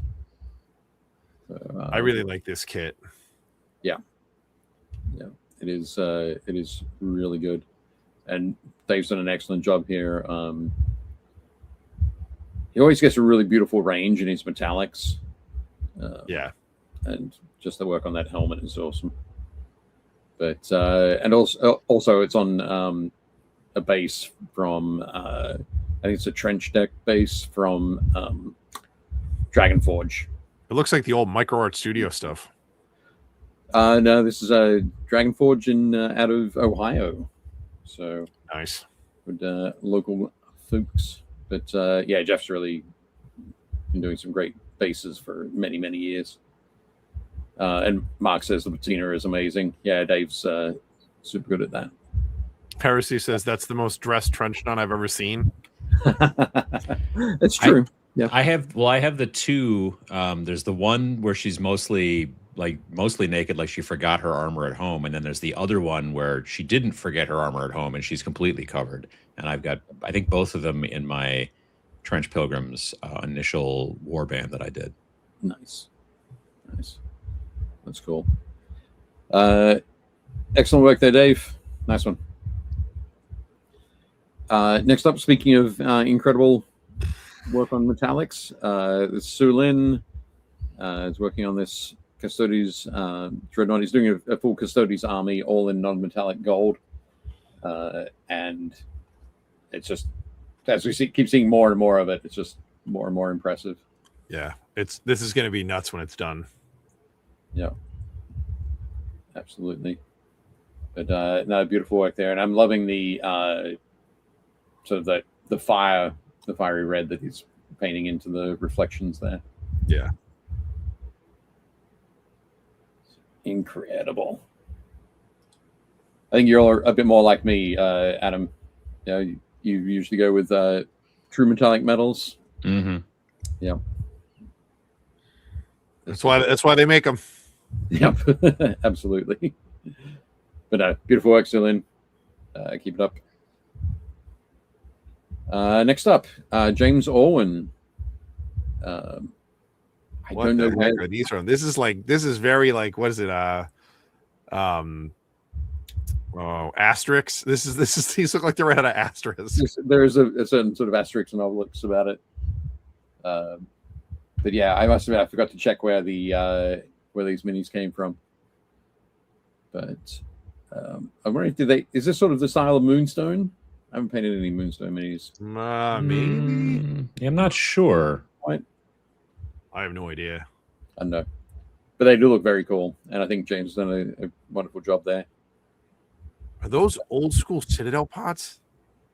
No, those are Privateer. Yeah, Privateer. Okay. P3. Yep.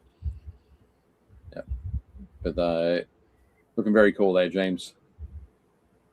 Loving them. I love the hair as well. That's really cool. Strawberry blonde look on the guy on the left. Nice one. Excellent. Scott says it could be Moonstone. It could be Moonstone. Yeah. Excellent. Next up, Jim Marzullo doing some more work on his M10 airport. He said he's at the stage now where they're ready to do some hardcore plate testing. So getting it ready for, I think it was Hurricane, historical wargaming convention down in Florida. Well, yeah, coming along nicely, Jim. That's gonna be cool. I'll have to get some photos from the convention when you're running the game. Excellent. Next up, Kelly. We haven't seen Kelly's work for a little while. He did such a good job on this. I have absolutely zero idea of who would play this character in a movie. So this would be AI, this would be like all artificially generated, like Ultron. Okay. Right. This is Nimrod. Yeah. Nimrod is a computer sentinel from the future who gets sent back to stop mutants from taking over the world. Such a cool character in all of the new books. Like he has a really cool like kind of edge to him. Like he's a really neat character. But he's basically a robot that hunts mutants. Okay. Like, the giant sentinels in the comics that hunt mutants. Sure. He's like a 30th generation version of them from the far future. He's like a superhero in his own right. He has like powers and all kinds of stuff. Okay. Nice. But a really cool model. He's a big, chonky model. Yeah. Yep. No, he looks great. I think Kelly's done a great job as well with the sort of that pink sort of OSL. Yeah, the pinks on the lightning and stuff coming out of his hands looks incredible. Yeah, and like around the hands, then down the thighs as well. Yeah, looking great. Nice work, Kelly. That's really cool. Next up, Christian Simonson. So his stuff's the best. I love Christian stuff. Yep. So Christian, in tribute to John Blanche, painted up these models. These models are from a set called Mordarin, sculpted by James Sheriff, who's one of the founders of Trench Crusade.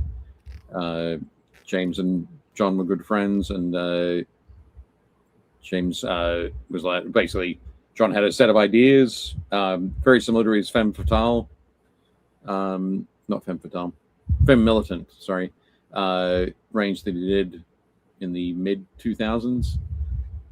This has a very like Blade Runner vibe, like the first one, like when they go to the toy maker's house and he has all the little dolls and toy soldiers, but also like people, and you're like, yep, that's what they're like. Oh, that's a murder bear. Like, yep, these are my friends. I made them. Yeah, so good. But yeah, it's a great set of miniatures. I've got a set. I backed the Kickstarter that James did, and yeah, Chris and Son again done a beautiful job on them. Those are super cool. That really John Blanche vibe. But yeah, beautiful work. Christian does a really good job of capturing like the Blanchitsu vibe. Yeah, I think so. Luis is redoing his painting area. Like, yep. It's insane how much stuff he has.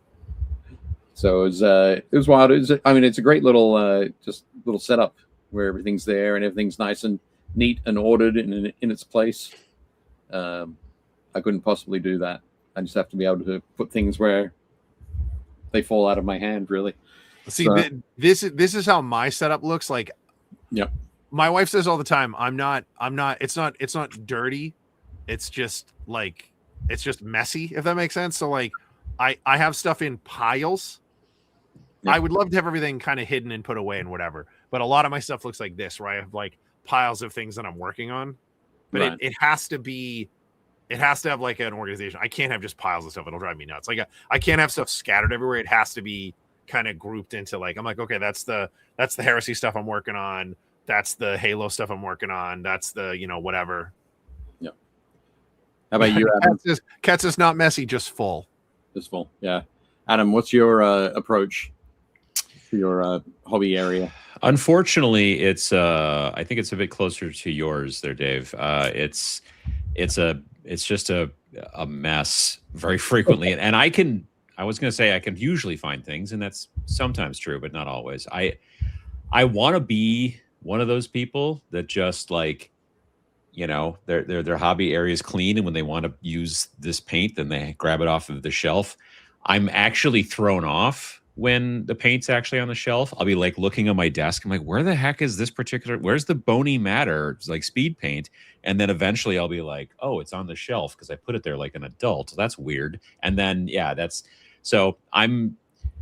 my hope is to be able to redo things down in the basement on a pretty major scale. And in doing that, move my hobby stuff and all that. And I'm hoping to maybe start some sort of clean slate, but we'll see how it all goes. Yeah. I believe in you, Adam. Yep. I appreciate that. I would have to describe that mine is not piles, but drifts. Yeah.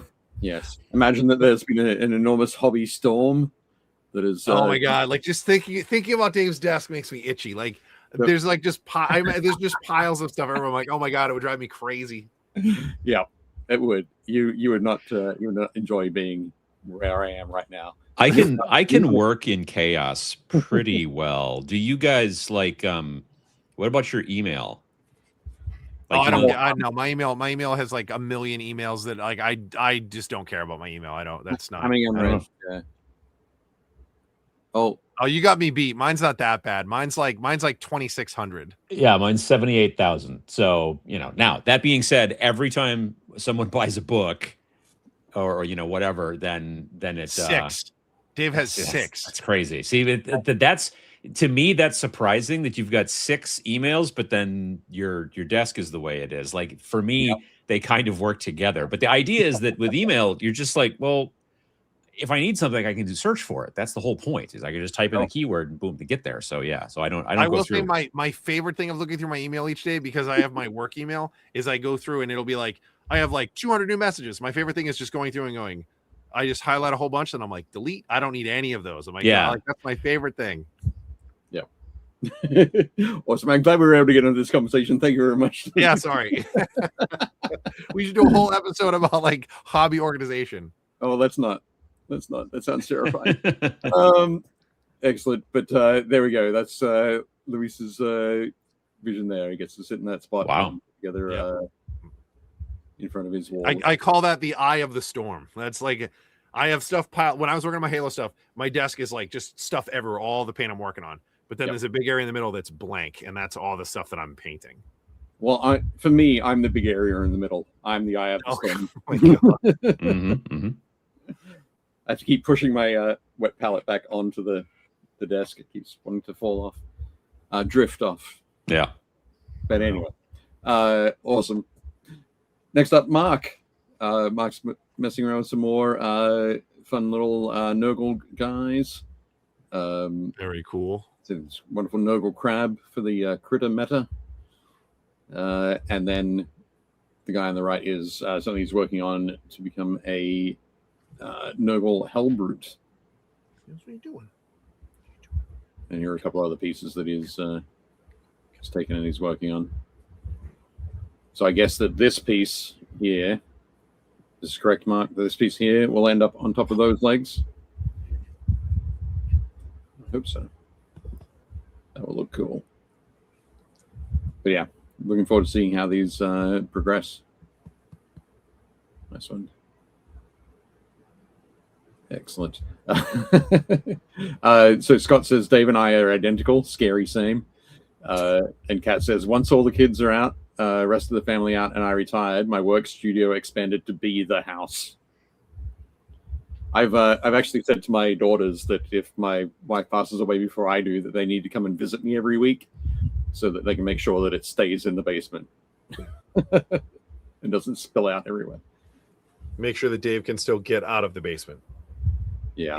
He's not buried in the drifts. No. But excellent. There we go. Mark says, yep. So that top will end up on those legs.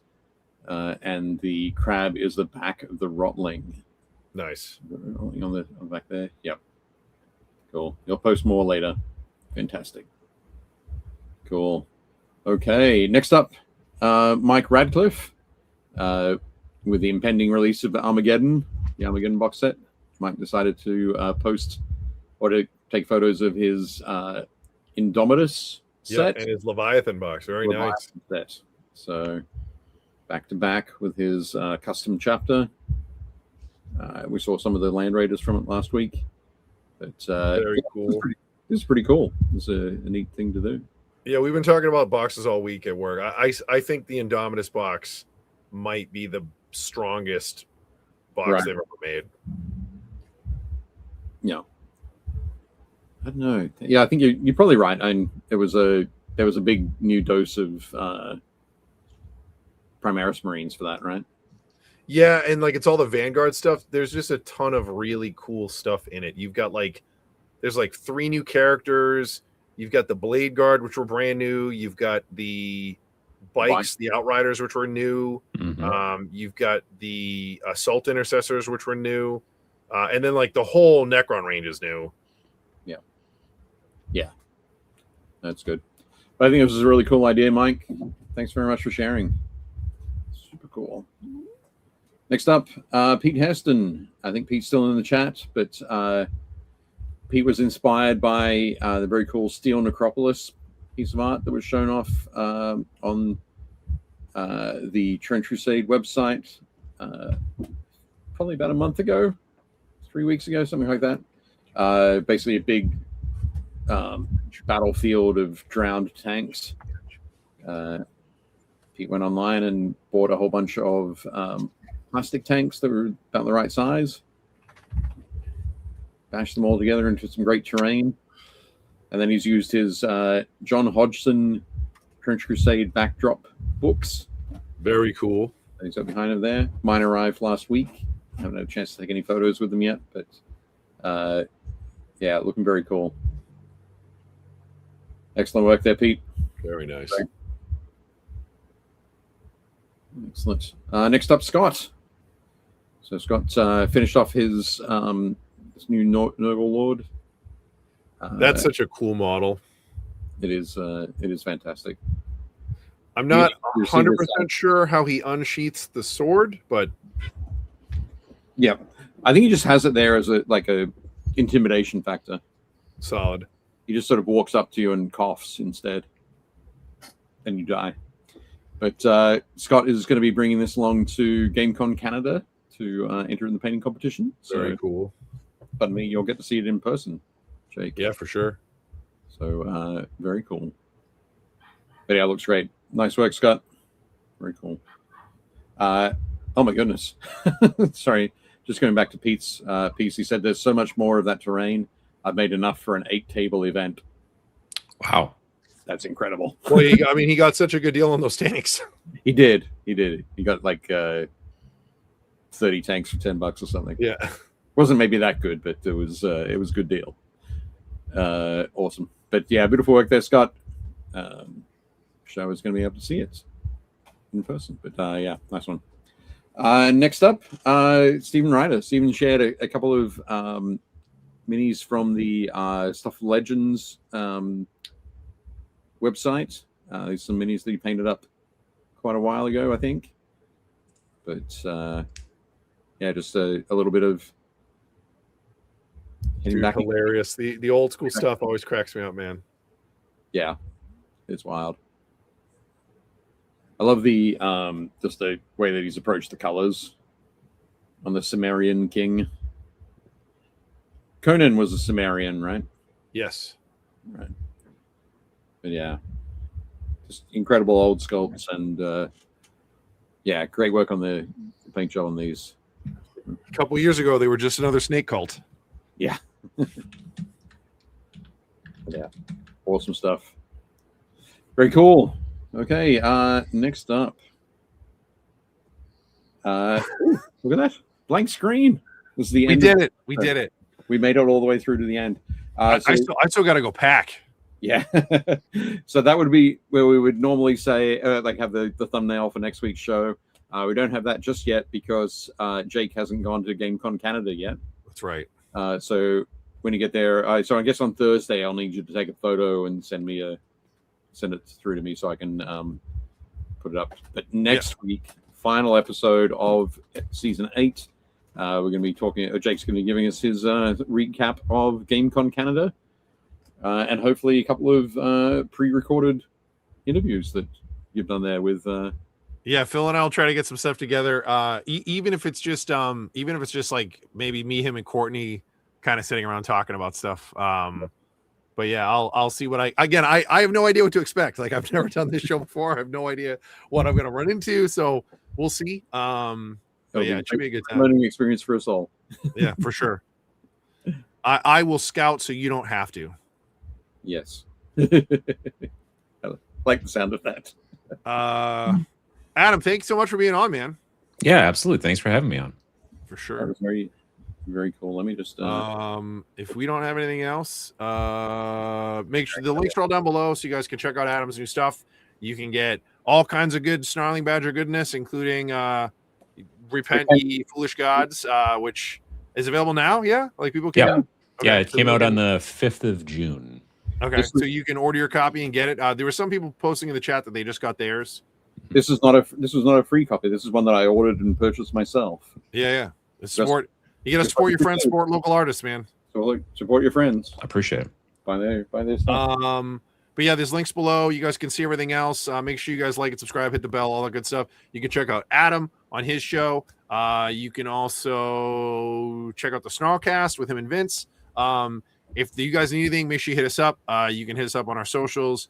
If you have, make sure any models you're working on, make sure you guys post them next week. Even though we won't have a show next week, Dave and I will go back through, both weeks. And sorry, we do have a show next week.